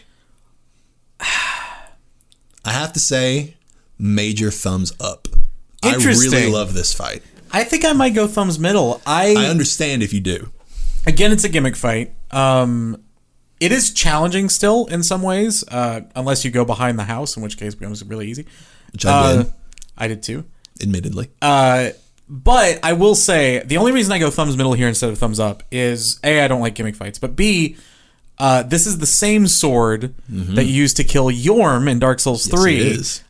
Which is my least favorite fight in any FromSoft game. Really? Because I was not familiar with the idea of the gimmick fight. And in Bloodborne, if you remember, there aren't many gimmick fights, if at all. I don't think there is a gimmick fight. Or at least not to this extent, where there is one solution to killing him. So I went into Yorm's fight pretty early on and got the item in the back of the room, which is the sword you're supposed to kill him with. But I didn't know that you had to equip that sword in order to beat him. Like, that was all you could do. Yeah. And I threw my head against the wall for hours against Yorm. Once I figured out it was just that sword, I went on maybe my favorite rant I've ever done on the stream, just like completely trashing that game. And so I have, as you said, a bit of a sour taste in my mouth for that fight. I thought the fight was okay. Also, my favorite place in the game to like earn souls. Yeah, it's a great place to grind because those stingrays give a lot of souls. But thumbs middle for me. I love that one because it's so cinematic. Like you walk out and it's knowing that the Storm Ruler is out there, and you're having to run through this like gorgeous particle effects in this rain, and like all these freaking flying stingrays, which are what there is no other thing you could call them. They are stingrays, like just shooting like ice shards at you, whatever the heck. Like it's so weird. It is very strange. But it's so cool when you get the Storm Ruler and you just whip. It's like a giant like Indiana Jones whip, but with air, like at this thing. Like it's just really cool in its presentation. I agree with that. And I think that it helped that I knew it wasn't going to be hard, so I was just expecting it to be fun. Yeah, that's fair. Leechmonger. Thumbs down. This fight was boring as hell. Definitely. And also, I went there too early and got destroyed, and then went back way later and destroyed him in like 3 hits. I did this fight very easily, so I don't remember much of it. Thumbs down. Thumbs down for me too. Dirty Colossus. Pretty much the same fight. Yeah, Thumbs exactly. down. Thumbs down. That's what I was going to say. They are very similar and they're back to back. Maiden Astraea. This is the one with the knight, yeah? Yeah, the knight protecting the lady at the back of this disgusting corpse pit. I like this fight. I'm going to give it a thumbs up. I think the knight element was enough of an interesting, like, oh, okay, for me that I enjoyed it. But I agree with that, except I'm going to go thumbs middle because you can just sort of cheese him because he won't come any further up the path. Yeah. So there's a trophy for that too. Yeah. And there's a trophy for killing her without... That's what I'm saying. Sorry. Okay, yeah. Without killing him, which for me, it was like, you can kill him by just coming all the way, like bringing him all the way up, but at a certain point, he was like, we'll lose aggro. And so you can just attack him, and then he'll attack you, but he won't pursue you any further. Okay, yeah. So... Yeah, I killed him on my first try, and I thought that was It's another one of those, it's like, you can kill him easily, it just takes a while. Yeah. So then that's kind of what I did. But the emotion and the setting of that fight is cool. Yeah, I like the area. So at least thumbs middle. And that was all of the bosses in Demon Souls. I'm less negative on them as a whole, like ranking them one by one. Yeah. But there are definitely some stinkers. I think there is an overwhelming feeling of just, they could have done this better. Like, they could have done some of the early bosses better. I think Bloodborne is the shining example of doing an early boss right. Sekiro does that as well. Hold on. I technically forgot one. Vanguard, the tutorial boss. Oh, the axe guy that's supposed to kill you? The big three-eyed, which you can kill him. Yeah, but you still die in some way, right? There's some weird like thing you go to the nexus. Do you know what happens? No, I don't really. I just know it's funny. If you kill him, it like opens a pathway or you're teleported or something to this area that you don't know where it is, and you like go down some stairs or whatever, and you turn a corner and you're in a hallway, and there's the dragon god. So you're in that area. Interesting. And if you walk all the way out there, he just sees you and just like smacks you down and kills you. That's kind of cool. I died to him so early that I didn't even think about it. Yeah. So I was getting along in that fight thinking that I was going to win, and kind of was frustrated when I lost. I'm like, I'm better than this. Like I never killed that enemy either in the in the skeleton. I think area. I did kill it later, but. I will say that, also we forgot, I guess, the last boss technically, but that's not even a fight, which I think was another underwhelming thing. Yeah. I don't know. I think it's cool in the story sense. Yeah. Kinda. But also these games, the story is so like nebulous and weird for most of them that it doesn't really matter. That's a good way to describe it. Yeah, but there's just this weird overall feeling of like Maneater, Flame Lurker, Colonel Sanders, the False King, and maybe a couple other fights are like Tower Knight. Yeah. There's like one good fight in each area, basically. So that's fine, but when they have such a good track record, it's a little disappointing. Yeah. So Demon's Souls on the whole, really cool, really fun, enjoyable experience, but could have been even better. What would you score it? A 9. Really? Yeah. Oh, so for me, this game's like a 7. Really? Yeah. I guess I just have now a deep infatuation with these FromSoft style Soulsy games. I do too when they're done right. Hang on. Maybe I need to reevaluate. Because, like, I think now I was harder on Dark Souls 3 than I should have been. You're right. Because that was my first Dark Souls game. Let me take it down to like an 8. That's because fair. I think Dark Souls 3 is like a 9. Whereas Bloodborne and Sekiro are like pushing. Bloodborne is a 10. Like, See, Bloodborne to me, is. We're in similar thought, but just ranking them differently. Dark Souls 3 to me is an 8 because there were points I was really frustrated with that game. And then like Bloodborne is a 10, and I think Sekiro is a 10 too. I would. If Sekiro's not a 10, it's like a 9.5. Exactly. Like it's really that's where I'm at. Dark Souls 2 is like a 6.5. That might be harsh, but it's like a 7. People either love or hate that game. Dark Souls. I'm excited for you to play Dark Souls 1.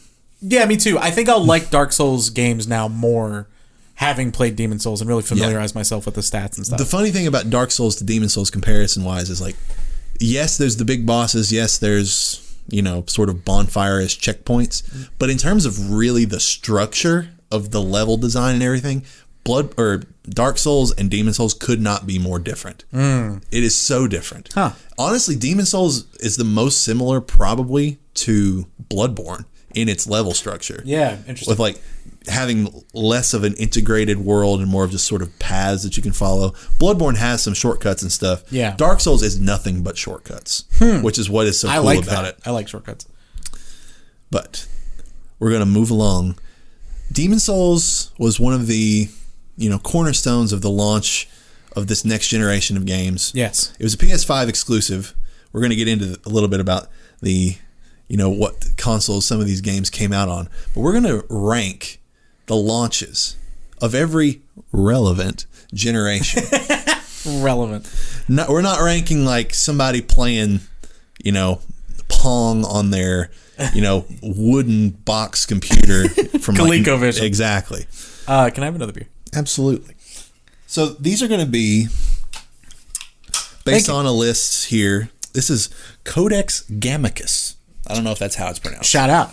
But they have assembled the standout launch games from every console generation. And we're going to just briefly run through them. And we're going to decide which generation had the best launch. All right. So. Are we going... I'm assuming we're not ranking them all because that would be hard. I just want us to... Do we want to do like gold, silver, bronze medals? Sure. Okay. And this is all our personal taste. We should say... We're young lads. That we're both in our mid-20s. So we're not...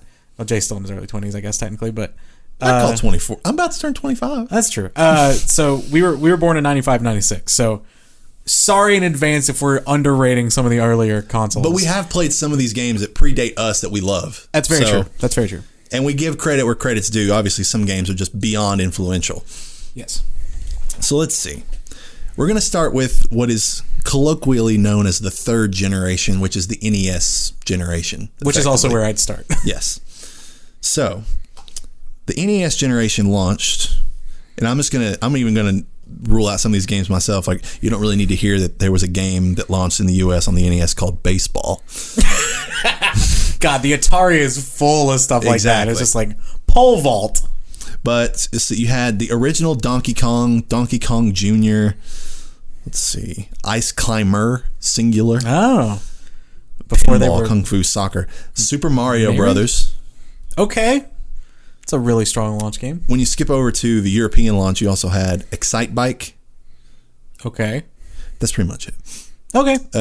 On the Famicom, let's see, which is technically still considered, I guess, the third console generation. Okay. There was Super Mario Brothers 2. Oh.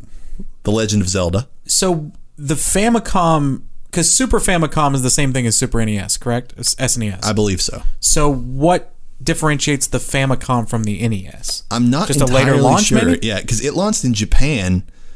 Let's see.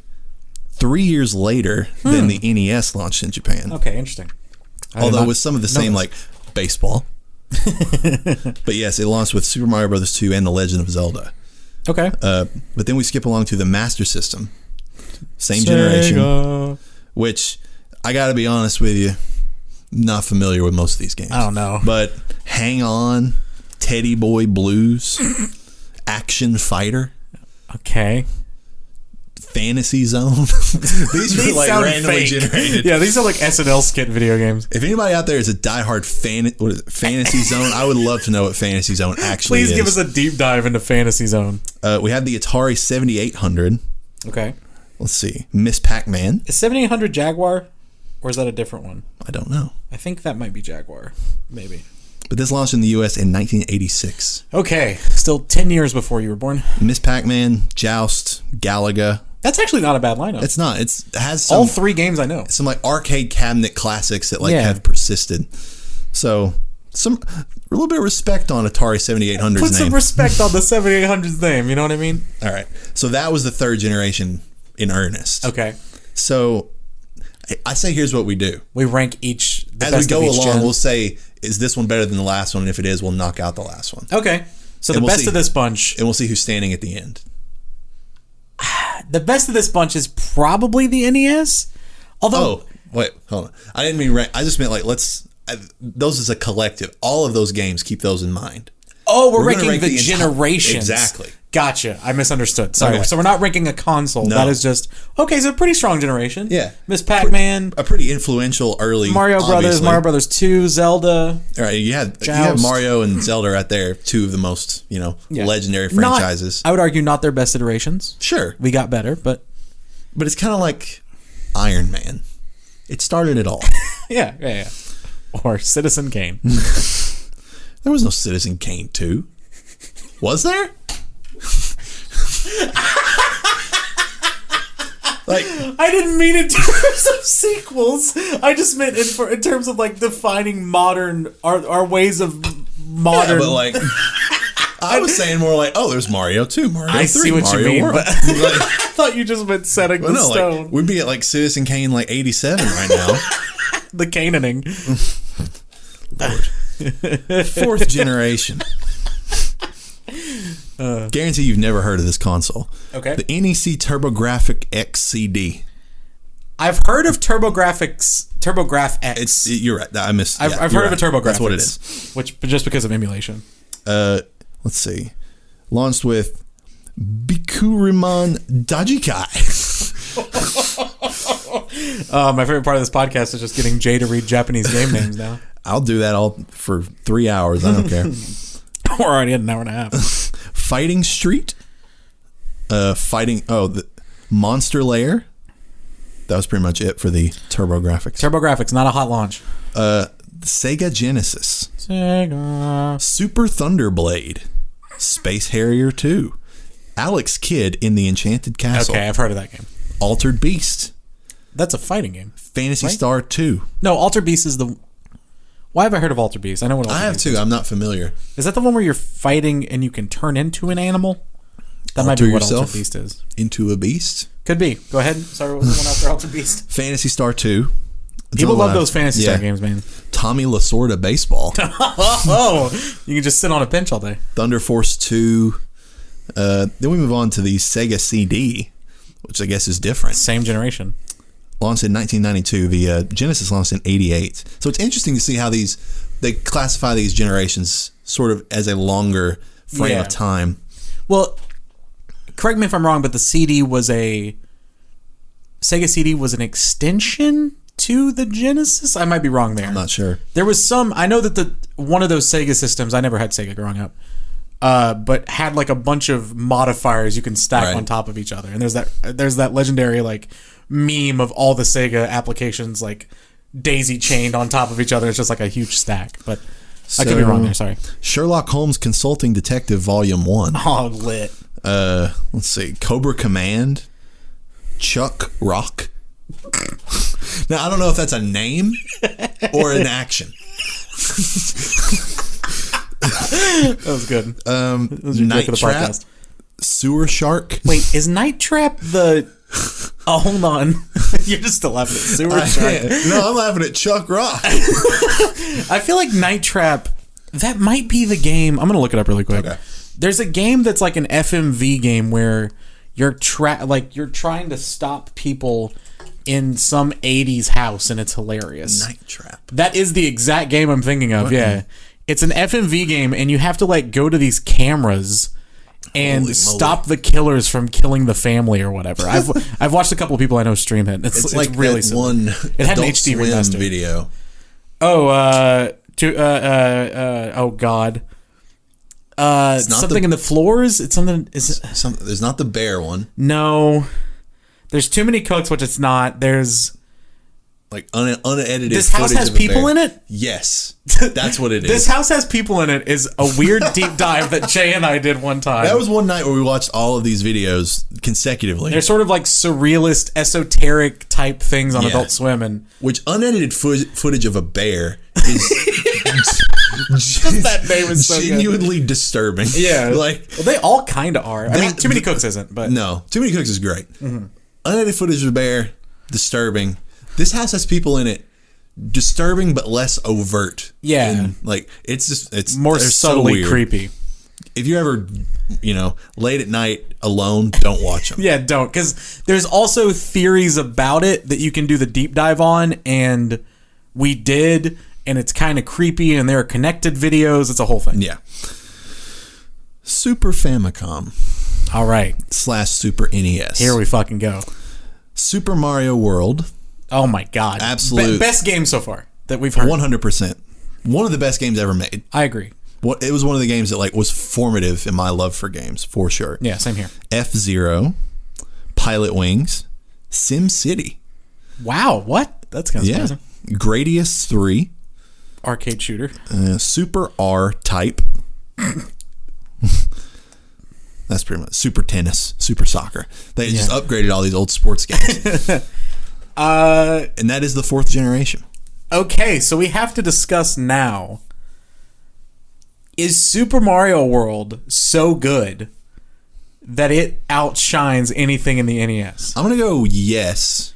Because I agree with you that Super Mario Brothers and and the original Zelda were not those series' brightest Proof moments. of concept. Whereas, and because this is just launches, so like Super Mario 3 is irrelevant to this conversation. Right, exactly. NBA Jam is irrelevant, even though it's a Super Nintendo classic. I think, I'm going 4th gen. I would agree. Also with things like Alex Kidd, I know people were like, Gradius, people really like some of the other SNES games that were mentioned. Also, just a question for you. Give it to me. How do you pronounce that console? Which? Do you say SNES? Do you say SNES? I don't say SNES. Do you say Super NES? Which I did a minute ago, but I was just more talking about Super Famicom. SNES or Super Nintendo. One of those two. I would also do the same. I normally say SNES. People who say SNES bother me. That is weird. 5th gen. The Sega Saturn.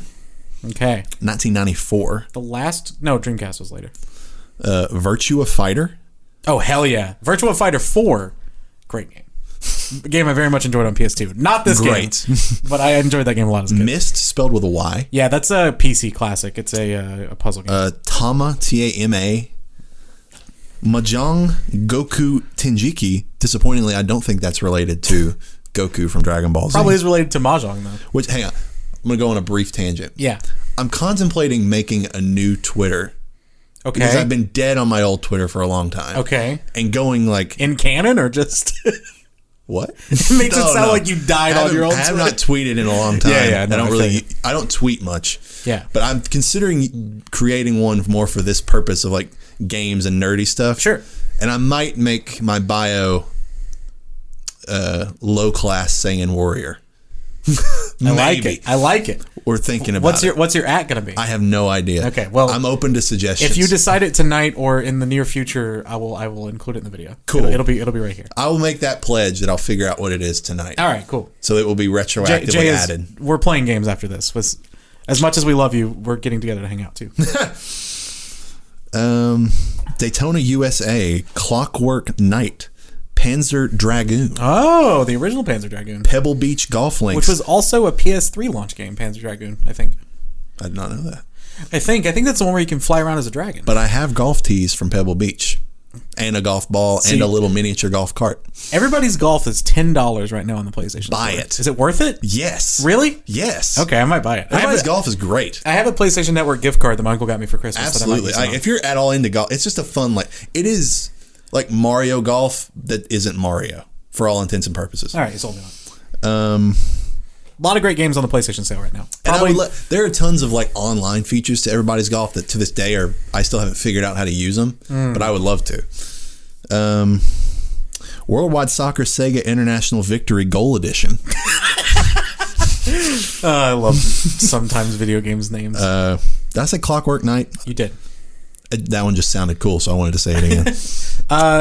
The Clockwork, very similar to the name of a Shovel Knight, which is the Clockwork Tower. Yeah. But I forget what that knight's name is. Anyway. PlayStation. Oh, okay. 1994. 95 in the US. Same year as me. Yes, you're right. So this was the Japanese launch. And I'll fold in both the Japanese and US launches, which is what I've been doing mostly so far. Yeah. Gokujiao Parodius Da... Wait, is that that's an exclamation point. Hang on. Gokujiao Parodius Da Deluxe Pack. Hell yeah. Mahjong Station Mazen. People really love that Mahjong. Dude, Mahjong's fun. Ridge Racer. Okay. Neketsu Oyako. A4 Evolution. Crime Crackers. Air Combat. That's what they feed people in jail. Battle Arena Toshinden. ESPN Extreme Games. Hell yeah.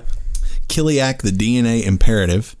NBA Jam Tournament Edition. Oh, hell yeah. I knew you'd... Now I'm in. Hang on, you're popping for a few of these. Okay. Rayman. Yes. Street Fighter the movie. Right, the game. Exactly. It's Street Fighter the movie, the game. Exactly. Total Eclipse Turbo. Zero Divide. Wipeout. Oh.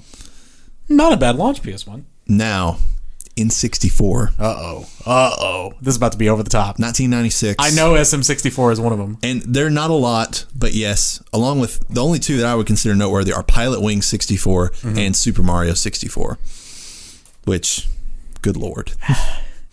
Okay, so I'm gonna say, is that all for that generation? No, hang on, there's a few more. Sorry. Atari Jaguar. Oh, this is Jaguar. This is Jaguar. Cybermorph. Raiden or Raiden, depending. Yeah. And Trevor McFur in the Crescent Galaxy. Trevor McFur. Trevor McFur. Trevor McFur, if you're out there, please get in touch. And CD-I, which maybe was another... CDI. CDI, gotcha. It's a... CDI is weird. So, CDI, I'm pretty sure, was made by either Philips or Panasonic. One of the major, VHS retailers at the time. And I think I'm right here. That it was an expansion to the VHS player. Right. And so they were all games you could play with your remote. Oh. But there were Zelda games on CDI and weird shit. There's some weird stuff on CDI. Interesting. Well, there's nothing that's super noteworthy. There's Beauty and the Beast, Battleship, Panic. I don't know if that's Pac-Man related or not. Interesting. But that's all for the 5th generation. Okay. And so I feel like our relation to the 4th generation is pretty solely reliant on Super Mario World. Yes, agreed. Yeah. And I will say that I think Super Mario 64 is on par influentially and in terms of quality. I would agree with that. Yeah. Which one you like is probably personal preference, but... And I could go either way. I might actually like Super Mario World more. I think I do too. I think it's aged better. But I think I grew up with Super Mario 64 more. And I also did that. There are more games in this gen that I relate to, for better or worse, in terms of my age. So I'm going to go 5th gen. I think because we got Rayman, and because we got NBA Jam, and we got Wipeout, which is an influential series, and Super Mario 64, I think that... And Pilot Wings. People like Pilot Wings. But I think that grouping is stronger than basically just Super Mario World, which is what we gave it to last time. Yeah. So I'm going to say this is the best gen so far. I actually think Super Mario World and Super Mario 64 are effectively tied for me as the 2 best Mario games, period. That might be a discussion for another day, but I'm throwing it out there. I think I'd agree with that, but I'd have to play more of them, to be honest. I haven't played some of the new ones. Except for Odyssey. I love Odyssey. So the 6th generation. We're leading off with the Sega Dreamcast. Interesting. Okay. Godzilla Generations. Virtua Fighter 3 terabyte. Oh, not or it's 4. 3 TB. I don't know. Arrow Wings. 3 terabyte. Blue Stinger. Expendable, not The Expendables. Oh, that would have been awesome. Tie-in game with Jason Statham. There is flag. A game for The Expendables. How could there not be? It's not what you think, though. Oh. It's like Dead Nation. It's a top-down. I swear this is real. I believe you 100%. I saw a Let's Play of it. Because it was probably cheaper to make. Yeah. and the only cool thing is that you can play as all 4 characters, obviously. Mm-hmm. But each of them have like unique glory kills that it like zooms in and shows you like Sly Stallone uppercutting somebody or Jason Statham like, whatever. It's so bad. Mortal Kombat Gold. I don't know which one Gold is. That's probably one of the many collections they did of like 1 and 2 or whatever. Let's see. Hydro Thunder, Monaco Grand Prix, NFL 2K. Oh, the first one. NFL Blitz 2000. Oh, I love NFL Blitz. Great arcade game. Let's see. Power Stone, Ready to Rumble Boxing, and finally the first non-Mario game that I'm going to pop for, Sonic Adventure. Oh. Is Power Stone... Was that the mobile game? Do you remember this? Mm-hmm. It was like... hold on. There's a Stone game. Maybe it's Grindstone. There was an Apple Arcade... Like one of the first Apple Arcade games that people were really into called something Stone, I think. Oh, I don't want the actual ad. I feel like this was a thing. Oh, it was Grindstone. Okay. Sorry, I was like, is that a remake of that old Sega game? Anyways, go ahead. Let's see. Soul Calibur. First one. That's a big one. Trick Style. Let's see, that's pretty much all the big ones for the Dreamcast. Okay. PS2. Oh, hell yeah. A-Train 6. Drum Mania. Oh, hell yeah. Eternal Ring. Not to be confused with the forthcoming Elden Ring. That's true. Kakinoki Shogi 4. Kessen. Ridge Racer 5. I've heard of Kessen. Street Fighter EX3. Armored Core 2. Okay, people like that game. Dynasty Warriors 2. Several ESPN random games. Don't even want to give them the time of day. Madden NFL 2000, NHL 2000. This is where we're getting into the annualized sports franchises, if you couldn't tell. Man, and there's a lot. Summoner. What is Summoner? I have no idea. Tekken Tag Tournament. Okay, that's a people really like Tekken Tag Tournament. Time Splitters. Oh. Unreal Tournament. Oh, hell yeah. PC Classic. I loved Unreal Tournament as a kid. Let's see. Then we skip to the European launch, which is mostly the same. GameCube. Oh, shit. This is... heavy hitter. This is close to my heart. I didn't own a GameCube, but I'm still a big fan of that console. Luigi's Mansion. Oh, wow. Super Monkey Ball. Oh, shit. 1. 2 is my favorite, but I love them all. It's a great franchise. Crazy Taxi. Damn, GameCube. All-Star Baseball 2002. Okay. Batman Vengeance. Which is a game... We're going to have to figure out what it is. I downloaded it for I know, you said that. We're going to have to figure it out. We'll take a look. Dave Mirra Freestyle BMX 2. The second one? I love that. A game that I probably should have played. Disney's Tarzan Untamed. Hopefully still with Phil Collins music. Did you ever play Disney Skate Adventure? No. It's legitimately a Tony Hawk reskin. That's awesome. It is literally just Tony Hawk mechanics, but you play as like Simba and all these Disney characters. I will note, there was a game, it was not Epic Mickey, but maybe it was like the precursor to Epic Mickey. Okay. That I took some kind of medicine when I was a kid that I must have had a severe allergic reaction to. Uh-huh. And I was like playing that game around the same time, and I had like some horrific nightmares about that game. I'm so sorry. Of like, that, like I was like, you know how he could like paint like portals into the wall, basically. I was like falling into these portals and like couldn't escape. Oh no! And I was like 8, so like, or not even that. I was probably like 6 or 7. You had the idea for Get Out in your head, for it. Yeah, you know. So I still think about that sometimes. That's fair. I had an allergic reaction once, and my allergic reaction to it was I went to the nurse's office. I was a kid like you, and went to the nurse's office, and all I remember was the nurse's office posters. I was just laying on my side in there, were flashing everything around me was black and white, and then in color, and then black and white, and then in color. It's one of the trippiest things that's ever happened. It was one. Trippy's a good way to describe what allergic happened. Allergic reactions are weird. Star Wars Rogue Squadron 2 Rogue Leader. Tony Hawk's Pro Skater 3. Damn. Gosh. Oh, wow. I didn't think this generation had it, but I think they do now. The GameCube launch is solid. But hang on. Are we going to... So this is the European launch, which also, for me, includes Sonic Adventure 2, but Battle. I don't know if that's a different game or like a offshoot, but I do love Sonic Adventure 2. Not because it's good, but because I played it as a kid, and that's about all it took at the time. Yeah. But that was the GameCube. For the most part. So remind me. Hold on. Oh, we're not done. I'm so sorry.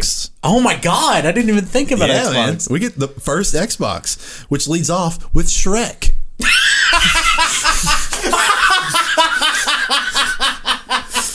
That's the first one listed. Oh, you did that so well. Followed by the less relevant Halo Combat Evolved. Yeah, not as big as Shrek. That was good. Hang on. Well Just played, as a brief Jay. thought experiment. What franchise do you think has grossed more on an entertainment level? Shrek or Halo? Oh. Because it's not as easy of an answer right off as you might think. Shrek grossed a lot. There were like 6 of those movies. And like toys and, all this random stuff. Probably... Oh, that's hard. Maybe Halo. But the funny thing is that they're probably comparable. Yeah. Oddworld Munch's Odyssey. Fucking Oddworld, dude. Lord Landing, I get you're a legend. Not care less. Stop Make showing me. Else. Stop showing me the trailer for the same game for 20 years. Why does this game featuring stupid animated characters look like a dark and gritty drama? It does. It's so weird. I hate the color grading of it so much. Get it off. Get away. I'm not. It's coming out for free next month. I'm not even going to add it to my library. I don't care. Not even taking it. I'll add it to my library. I'm probably never going to play it. I played the PS3 when it was like a... NASCAR Thunder 2002, Project Gotham Racing. Dude, PGR, a good game. I enjoyed that game a lot. Let's see. Mad Dash Racing, Cell Damage. CEL. Arctic Thunder, which I think I played Cell Damage HD for sure. is the snowmobile game. Oh, arcades that would blow cool air on you? If it's that game, I loved that game. Me too. That was in the bowling alley. Let's see. In the bowling alley arcade. NFL Fever 2002, Fusion Frenzy. Dude, Fusion Frenzy. Have you ever played Fusion Frenzy? I have not. That is Xbox's Mario Party. Oh. But it's just mini games. You've shown me a little bit from this. It's fucking awesome. Okay. Fusion Frenzy is not to be slept on. That's a great game. Fair. I wish they would make another one. I don't know why they've never done it. And that's all for the 6th generation. That one wins. I will give it to it. It did not. It's still Super Mario 64 / World is still the best individual game. Yes, but if we're grading how many, the way I view launches is how many good games are out right now, and there are a lot of at least good games there. Yeah, and it's actually kind of, we say it's kind of unfair because we're young, but it's kind of unfair to earlier generations just because of the number of studios and publishers that are able to output high quality games. It's just going to get higher over time. Yeah, agreed. So we're going to go 6th generation so far. So now is when I think we're getting into the interesting debates. Okay. 7th generation, Xbox 360, Amped 3, Call of Duty 2. Okay. Which, who cares? I'm a huge Call of Duty fan, but who cared before 4, honestly? Okay. Some people would rather it out for 3, but 3, who cares? Condemned Criminal Origins. Gun. Did you ever play Gun? I did play Gun on PC. My dad had early it. Red Red Dead. Yeah. Pretty good game. Cameo Elements of Power. Every sports game 06. Madden 06 was dope. Madden 2K, NBA Live. Need for Speed Most Wanted. Okay. Perfect Dark 0. All right. Project Gotham Racing 3. That was the one I played. Quake 4. Ooh. Ridge Racer 6. And now 2 that speak very closely to me. Okay. Tiger Woods PGA Tour 2006. This would have been when I was playing it too. This is the golden era, 04 through 07 for those games was just beautiful. They're awesome. I ask you this a lot. Yeah. Was this the one there's one that's very, very pivotal in my memory that I think I played on PS2, but I might have played later. That was you faced a lineup of other golfers that were super like cartoony almost. I don't remember which one it was exactly. There was like a Jimmy the Greek guy. I think it was this one though. Okay, that's there a was great like game. A sumo wrestler, a super Irish guy. There was like it was basically every racial stereotype kind of. Exactly. But it was a fun way to do this campaign. And I'm pretty sure the intro was "Party Up" by DMX. Oh my God, yeah, that's so we're gonna sick. have to watch that later. Yeah, we will. And Tony Hawk's American Wasteland, the last good one. Exactly. Yeah, I think I have it back there. Love it. PS2. See, they were moving. Yes, this is European, Japanese. Nothing groundbreaking new from that. Xbox Live Arcade. A few interesting gems. Geometry Wars Retro Evolved. Do these count? I guess. I mean, it's. Did they launch with the system, or is this the launch of Live Arcade? Fair. You're right. Disregard. I don't know if I count that. PlayStation 3. Genji, Days of the Blade. Mobile Suit Gundam, Target in Sight. These sound like very PlayStation games. They do. Resistance Fall of Man. Oh, there we go. Okay. Ridge Racer 7. Ridge Racer just keeps cranking it out. The one launch game. Blazing Angels, Squadrons of World War II. That was a dogfighting game. Call of Duty 3, which is the first one that was even borderline relevant. Okay. Genji, Days of the... Oh, yeah, we said that one. NFL 07. It's like there are two Genji games? Marvel Ultimate Alliance. Oh, okay. A notable game. Let's see. Tiger Woods 07. Tony Hawk Project 8. I'm going to give that... Well, Project 8 wasn't bad. Yeah, it was okay. But it was the first step really down before Pro Skater 5 just destroyed it. There was one in between, wasn't there? Wasn't there like Tony Hawk's Prove It? Was that a thing? I don't know. There was a game. I don't know if that was the name of the game. Prove It. There was a game that had, similar to like the Wii Fit board, a skateboard attachment that you... I swear this is a thing. I'm going to look it up. You're probably right. Go ahead. Untold Legends Dark Kingdom. Def Jam Icon. Motorstorm. Remember Motorstorm? Sorry, it was Tony Hawk's Proving Ground. Oh, I remember this. Yeah. Vaguely. I think this I never is the played one. it. Maybe there was another one. Maybe I did play this game. Actually, the cover art looks extremely like familiar. Tony Hawk Ride. Definitely didn't play that. This is what I was thinking. But that's cool. It's actually kind of... Oh, what? It's just the board. Yeah. I will edit this into the video, just what we're looking at. As a Guitar Hero diehard, I have a thing for like peripherals. Yeah, me too. I wish they'd come back. And that's kind of cool. All right, go ahead. Sorry. What was the one you named as I was talking? Motorstorm. Remember Motorstorm? Oh, hell yeah. Motorstorm was dope. Since we were just talking earlier about MX versus ATV Off-Road Fury, were in the this car, was one of the more recent iterations of that extreme driving genre. Motorstorm was good. I enjoyed that game. It was a great kind of arcadey and tech demo at the time. Yeah. Probably wouldn't look like it now. I'm sure that game looks like shit. It NBA was very Street brown. Home Court. Remember brown this? And gray. No, I don't. Me neither. I loved NBA Street though. Me too. We both are big NBA Street fans. NBA bring Street it back. Home Court. Yeah, please bring it back. Jesus. Sonic the Hedgehog. This was like one of the soft reboots. Oh, is this Sonic 06? Is this the Sonic? This would be. Oh, this is the bad one. Like the really notoriously awful one. That game's hilarious to watch. And Tom Clancy's Splinter Cell Double Agent. Okay. The Godfather. Dawn's Edition. Oh, there was a Godfather. I played a Godfather game on PS2. Might have been the same one. Untold Legends Dark Kingdom. Virtua Fighter 5. We're just missing 4, man. It's a good game. All right, that's all just about for the PS3. And then the Wii. All right. And I already see one, Danner, that I'm excited about. So much you're slurring words. Avatar The Last Airbender. Well, that's interesting. I didn't realize there was a Avatar The Last Airbender game. I bet you fucking just hit it. Yeah, that's exactly what you do. Call of Duty 3 again. Kicking in. We've talked about Call of Duty 3. Dragon Ball Z Budokai Tenkaichi 2. This is your world, not mine. So the Tenkaichi series, which is there was Dragon Ball Z Budokai 1, 2, and 3, and Dragon Ball Z Budokai Tenkaichi 1, 2, and 3. Okay. Budokai regular are the ones that are just Mortal Kombat knockoffs, which I still loved. Okay. Played all of them. Tenkaichi are the ones that are in like a dome. The 3D ones. Yes. Yeah. Which I'm like, please make these new Dragon Ball Z games more like those games. Okay. The new one so seems... Fighter Z is not... Or, well, no, Fighters is different because it's the 2D Mortal Kombat style. Oh, okay. I thought it was 3D. For like the 3D ones, there's the Dragon Ball Z Kakarot that just came out. Oh, that's the one I'm thinking of. Sorry, Kakarot's what I'm thinking of. And it has the same style as like Xenoverse, where it is technically this like dome, but for like the perspective is different and it's less fast. I don't know. I don't like the way Xenoverse feels compared to these games. These are very like hectic. That's fair. Destructible environments. It was just so much fun. And it literally, Tenkaichi 2 was probably the most polished. 3 though had like literally every single character. Oh wow. Even some of the most irrelevant characters, like you could just play as them. Nice. Like it was awesome. Could you play as Vegeta?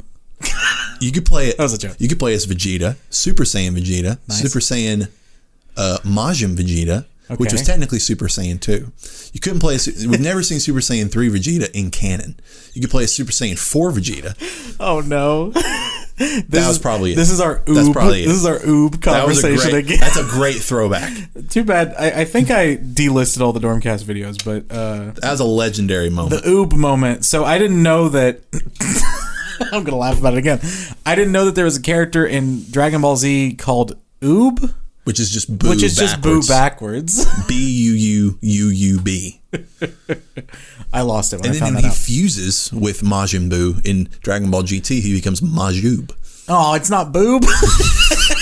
No, That unfortunately, makes more it is not. sense. Damn it! I got so excited. The Grim Adventures of Billy and Mandy, another weird show I didn't know was a Sick game. show, but I didn't know it had a game. The Legend of Zelda Twilight Princess. Okay, So now haven't played it that's a yet, heavy but hitter.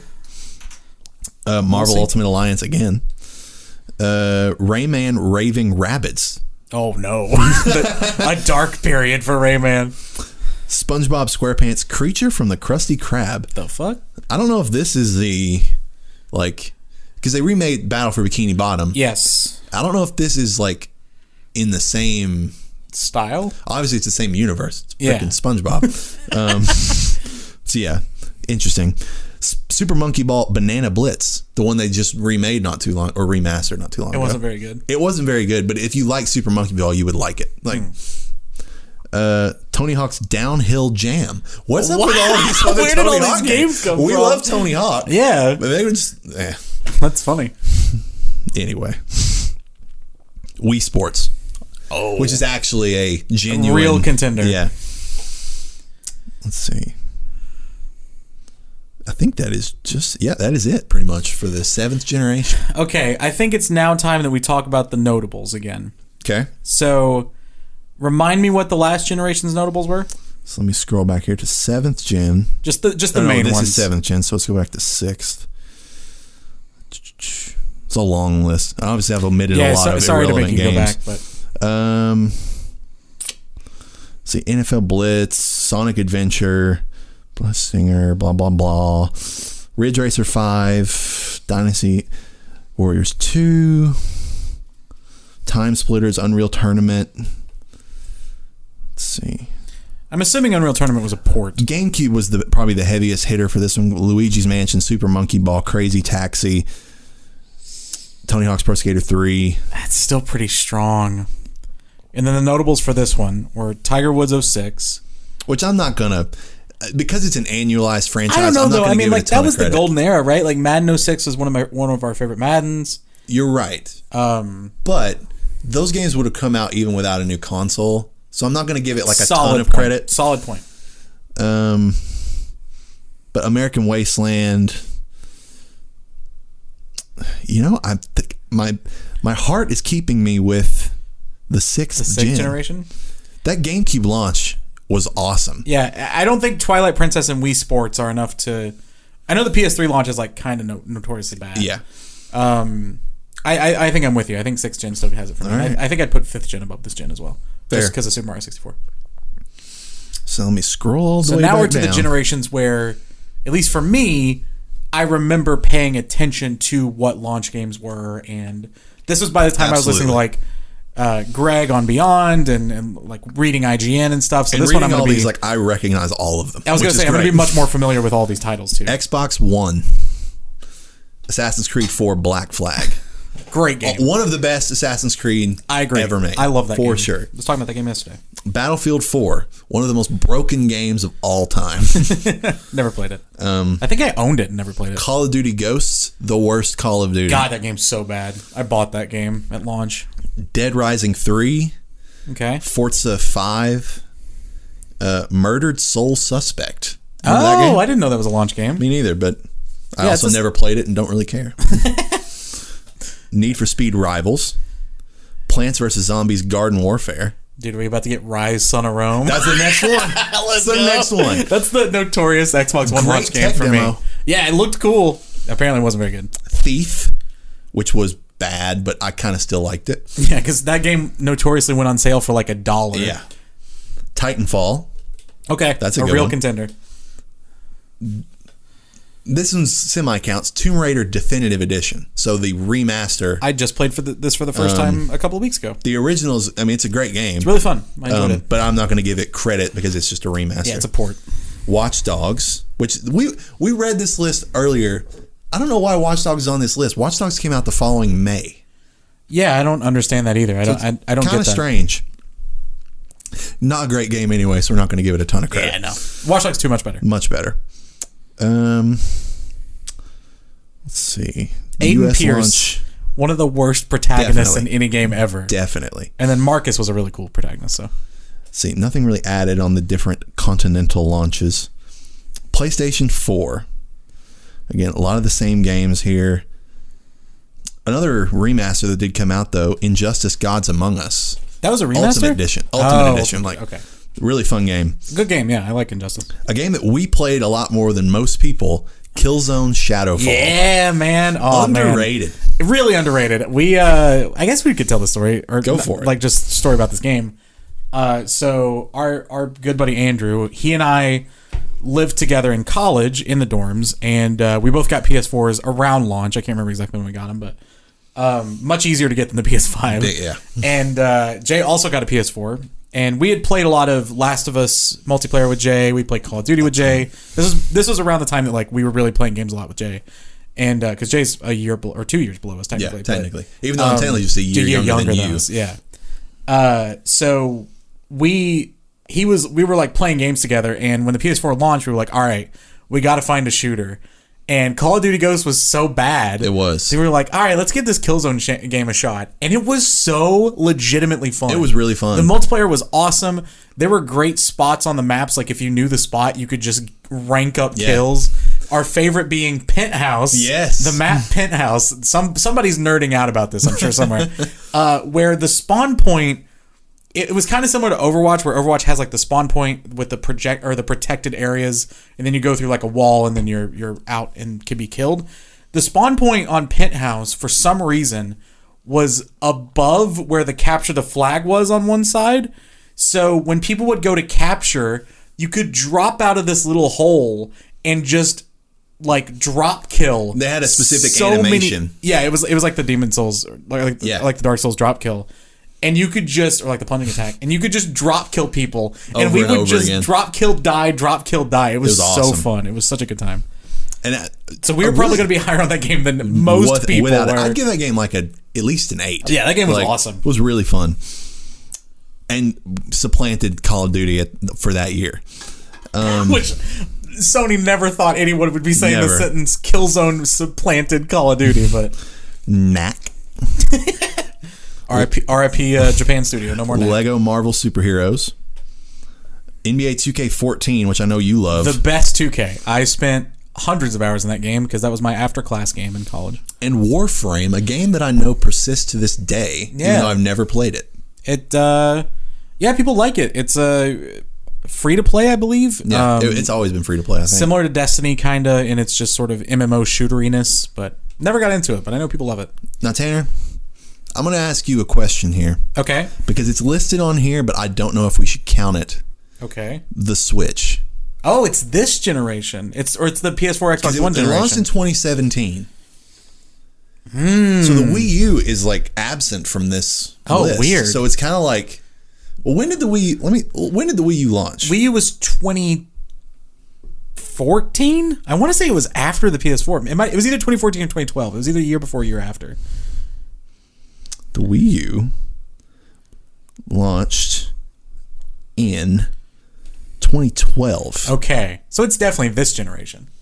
It's I would count Wii U, Xbox One, PS4 since they're a year apart. okay. And then Switch, Xbox Series X, PS5 because The Switch is so weird. yeah, the Switch is kind of an outlier, but I would consider it.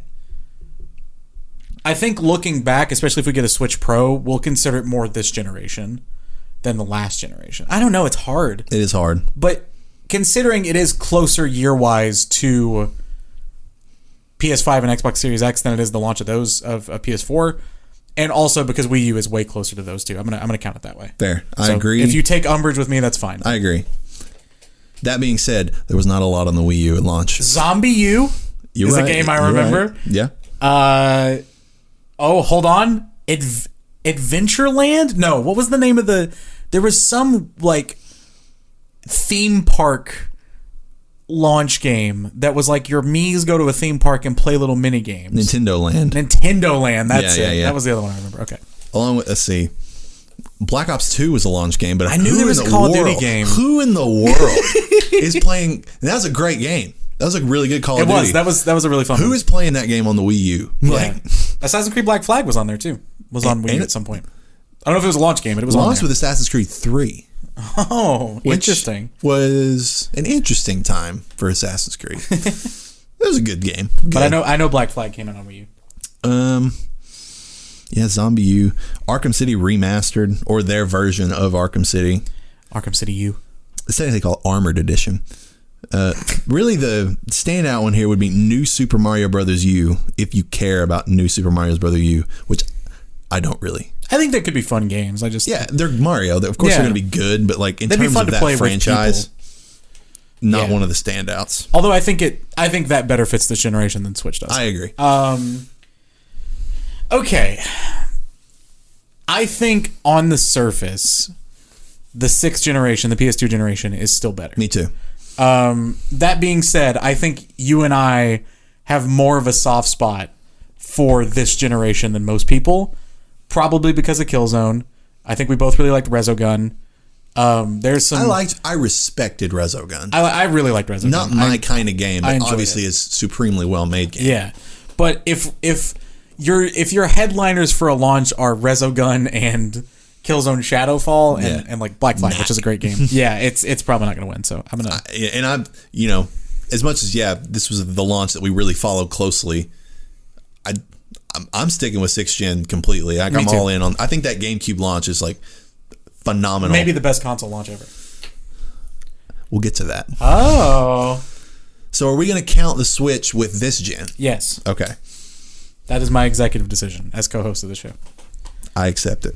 Also, the Wii U is just further down. I just didn't scroll all the way down. That would have been helpful. But listing the Switch before the Wii U is a mistake on your part, Codex Gamicus. Yeah. Fucking get him, dude. All right. Nintendo Switch to lead off. What is this? The 9th generation? Yeah. The 9th generation. Breath of the Wild. It pretty much is Breath of the Wild. That's all you have to say. Because Odyssey was later. It was December. It was the holiday. That would have made it arguably better. It could have just took those two games to maybe make it the best launch of all time. Yeah, because I remember I bought my Switch in that holiday when Mario was out. I was like, okay, Mario's out. I'm interested now. But Breath of the Wild on its own still is. Oh my god, it carries so much weight. That game single-handedly made me interested in the Zelda franchise, and I've played Link to the Past, Ocarina of Majora's, and now Wind Waker since. Like, I haven't gone in deep with all the replays, but that was the first Zelda I ever played, and I loved it. Dude, you can play Link to the Past on the SNES emulator on Switch. It's still fucking awesome. It does not date it at all. If you ever get a Zelda itch, I recommend it. It's really good. It's my favorite of the games I played. I like it more than Ocarina, which is a hot take. But so yeah, for all intents and purposes, I mean, I Am Setsuna was another one that's Super Bomberman R. That was a PS4 game, I think. 1-2 Switch was fun to watch videos of people. Yeah. Funhouse did a great video on that. But yeah, that's pretty much it for the Switch. So pretty much just Breath of the Wild. It's enough. That's all you need. And if you scroll further down, respect to you, Codex Gamicus, they also did handheld consoles, but we're not talking about handheld consoles. Yeah, we're just, because if we get into handheld, this will be 3 hours long. So this is I assembled a list of the games from the most recent console launch. Okay. the ones that I thought I deemed relevant, which, come at me if you must. Yeah, but there are a lot of digital games and like ports and stuff. It's hard to track now. So starting with PS5. Okay. Spider-Man Miles Morales. Great game. Phenomenal game. Like, I think better than the first. Oh, interesting. I don't know I don't know how I feel about that. Not like vastly, but I would give it the edge. I'm saying I don't know how I feel one way or the other. It's great. I think it's a more condensed version, which I enjoy more. That's what I love about it. It is the perfect sized video game. It really is. It is the distillation of all great parts of Spider-Man 1. Yeah, there's enough. So in that way, I think it is better. Like open world collectathon stuff for you to do. There's a great story with good characters. I like Miles more than Peter, personally. Yeah, I think Miles is a cool character. That's true. I think you're right. And I just think that my only complaint, if it could be a complaint, but let's assume they're making a Miles Morales 2 at some point. Okay. Like they sort of have the main series and the spin-off series. Yeah. If they integrate some more like famous like Spider-Man villains into Miles Morales. That's exactly what I was just thinking. The villains were a little weak. The Tinkerer is not like, no one would claim that the Tinkerer is a legendary Spider-Man villain. But they like doing that. They did it with Mr. Negative or whatever. And they did it great. The Mr. Negative thing was obviously like a red herring for the first game. Sure, but for this game, the Tinkerer is the main villain. Yeah. And I really like their version of it. Absolutely. Better than any other version of the character I've seen. Yeah. And sure, you get the Rhino, but Rhino's always been stupid. Rhino's always just a sub-villain, though. He's never the main villain. Exactly. He's the Bane of the Spider-Man universe. So they did it. He's not the actual Bane of the Spider-Man universe. He is the Bane, the character of... But Bane's cooler than Rhino. Agreed, but like Bane broke the bat. That's true. Shout out to Batman Nightfall. So, I agree with you. And if they can build up to a really cool like Miles Morales versus, I don't know, like Electro or a version of Green Goblin or something. Be or awesome. Carnage. Because they could do Venom in the one and Carnage in the other. Give me a good iteration of Venom and Carnage somewhere because the movies sure aren't doing it. Okay. Demon Souls. Yeah. Which we just did a deep dive on. Great. Sackboy. Hell yeah. I know. That's a fun game. Sackboy's Big Adventure. That's the full title, correct? Yes. A good game. It's not something to go out and buy a console for, but it definitely thickens the launch in a way. It rounds it out. Having not played it but seen a lot from it, I respect that they're like, okay, let's just kind of steal 3D Mario. Yeah. It's good, man. It's fun. We should play a couple levels just so you can get a feel of it. Astro's Playroom, which I did include on this because it is good. A game that is good. It's awesome. The fact that it's free is dope. I haven't played the whole thing. I've played like a good amount of it, but it's a really quality third-person platformer. Yeah, and it showcases the controller really well. It's a really cool nostalgia dive that's not overt, but it's a nice appreciation of what all PlayStation's become, and a great platinum. Really fun trophy hunt. And Godfall. Don't know anything about that game. Other than I'm never going to play it. Yeah, I think it was a free game on Plus or something, I want to say. Maybe. I don't know. Maybe not. I still didn't add it. Now, this is the part that this is a little controversial. Sorry, I think I'm thinking of Greedfall. I think You're that right. was also yeah, it'd be weird to put a launch game that was big and hyped up like that out for free. Yeah, sorry. Godfall was the 2K one. But as I said, this might be a little controversial because I listed these in terms of like which ones were exclusive to each console, and I have a third-party list that I'll read here in just a second. But I could not, for the life of me, find an exclusive launch game on the Xbox Series X/S that was not released like prior and was just like ported or something like that. I could not find one. Like Gears Tactics came out like 5 or 6 months prior on the Xbox One, so I didn't count that as a launch game. Yeah. So... Well, that makes sense, right? Because Halo was supposed to be that, and then it got delayed. So, and I think that it speaks a lot to Microsoft's strategy for marketing their games and their hardware. Yeah, that it is a value proposition less for people who are like hardcore and more. I was kind of thinking about this earlier. If you had never, let's say the last video game console you bought was a PS2. Okay, and for some reason you decided I want to get back into video games, and you asked me, what console should I buy? I would say go buy an Xbox One X and get Game Pass. Yeah, that's the best value. To be the best value proposition if 100%. You haven't played a lot of these games already. I 100% agree. So my second one would be PS5 and PlayStation Now, which I think is the most underrated value in gaming. Yeah. I think PlayStation should promote it more and put more stuff on it. Yeah, so we'll see how that strategy works out long term. But I was kind of thinking about that. I was like, that's an incredible. I would love to be in the shoes of someone who just has all these games at their fingertips for the first time. Oh my god, yeah, for sure. But also I guess my first question would be like, do you have a PC powerful enough to run games? Yeah. In that case, just get Game Pass on PC. So let's move on. There's a brief third-party list. Cyberpunk 2077. Is that a launch game? I considered it close enough to launch that I counted it. But it came out on other consoles too. Well, which I guess some Black Flag, a lot of these games do.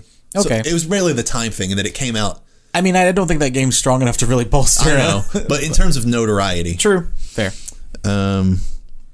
Assassin's Creed Valhalla. People really like. Haven't played it yet. They do. Immortals Phoenix Rising. Also people really like. Haven't played it yet. Call of Duty Black Ops Cold War. The first Call of Duty since Call of Duty 4 that I have not bought and played at launch. I haven't played it either. Well, we played the beta. And it was just fine. Like more Call of Duty. Yeah, I got other stuff I want to play. Watch Dogs so Legion. Yep, haven't played it. Heard nothing about it after the first week of launch. No. Not really. Seems to have kind of fallen flat. Yeah, doesn't have a lot of staying power. And NBA 2K21, which is a game I still want to play, but I haven't bought yet. Yeah. So that is the Gen 9. I'm gonna say that I think the PS2 GameCube launch is still better. I think so too. Probably. I think if I'm going off my same standard as earlier, as how many at least good games are there, I think there are more at least good games on that launch than there are this launch. But I think the average game is probably better than the average game of that launch, if that makes sense. Yeah. Like if you're just going to go to a store and buy one game, I think you're going to get a better experience with this launch than that one. But the highs of that list were a little bit better. And there were probably more decent games because there really aren't that many launch games for the PS5 and I guess Xbox, but not really. And like I love Miles Morales, I love Demon's Souls. Oh, but I forgot about Switch. I forgot Breath of the Wild is in this too. Yeah. Oh shit. I would say that there's like the triumvirate of good word, like elite games that came out at this gen launch. And again, counting Switch could be here or there. Yeah. But if you count Breath of the Wild, Miles Morales, and Demon's Souls are three pretty incredible games. Yeah. But I mean, also so are Luigi's Mansion, Super Monkey Ball, and Tony Hawk 3. Yeah.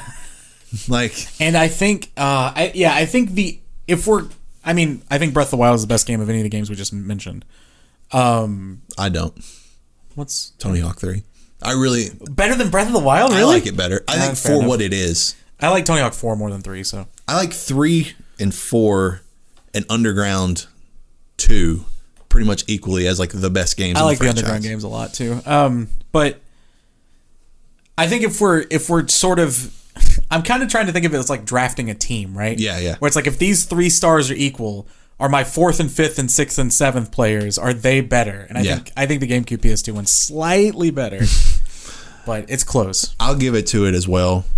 Maybe because I don't want to play favoritism to the most recent gen. It's hard too, because we're still playing some of these games. But looking back, and I have a soft spot for the GameCube as well. Me too, even though I didn't own one. There you have it. The 6th generation, crowned by the Double Tapped podcast as the best launch of all time. Tanner, we've gone a long time. We have gone over 2 hours. I don't know how much. I'm probably not going to edit too much of this. That's fine. We can condense later episodes now that we know about how long we can talk about stuff if we choose. Listen, if we're having a conversation, I don't hate it. I mean, neither. If I'm going to turn into a podcast, but now I just know I don't have to plan as much. Yeah, that's fair. I like the topic. You said that you wanted to end the show, not to step on your hosting toes, but with I led you to here. I led the horse to water. Now drink. You said you wanted to end the show on just a game we want to recommend. Yeah, and I think at some point we could turn this into more of like a book club situation where we get people to play the same game, and then we talk about it the next episode. But for now, because I like to have for right now, trophies are sort of my accountability system for like I want to play this game because I want to get the trophies, even if I'm not that into the game itself. Yeah. And I think that's another good way to get people into a game they might not play otherwise, including myself. Sure. Especially because I think we're kind of getting into like a dearth of games here for a little while. Yeah. But my brief recommendation. Okay. We talked a lot about the Souls games earlier. if you've played Sekiro Shadows Die Twice, but you've only played it on a base PS4 or Xbox One, play it again on something more powerful than that. Because the fluidity of that game, and I've come to the conclusion that it has my favorite combat of any game ever, period. That is totally fair. With God of War as a close second. But I don't know. That's a hard pick. But running that game at 60 frames, and Lord, if they could go any higher, I would buy whatever it took to make it run higher. That game deserves the absolute best that you can play it at. So if you can play it at 60 frames whenever you get your hands on a new gen console or a high-end PC, if you don't already have one, absolutely replay that game. It's worth it just for that performance increase, I think. Nice. That makes me want to go back and get the platinum because I never did. Weak. And I not weak. If you could beat that game, you're strong. Yeah, God, that Ishin fight.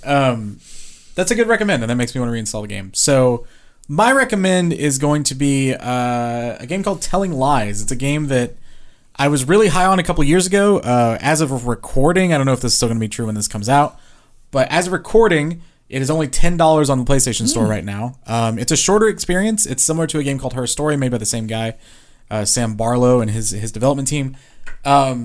It's a very cool FMV.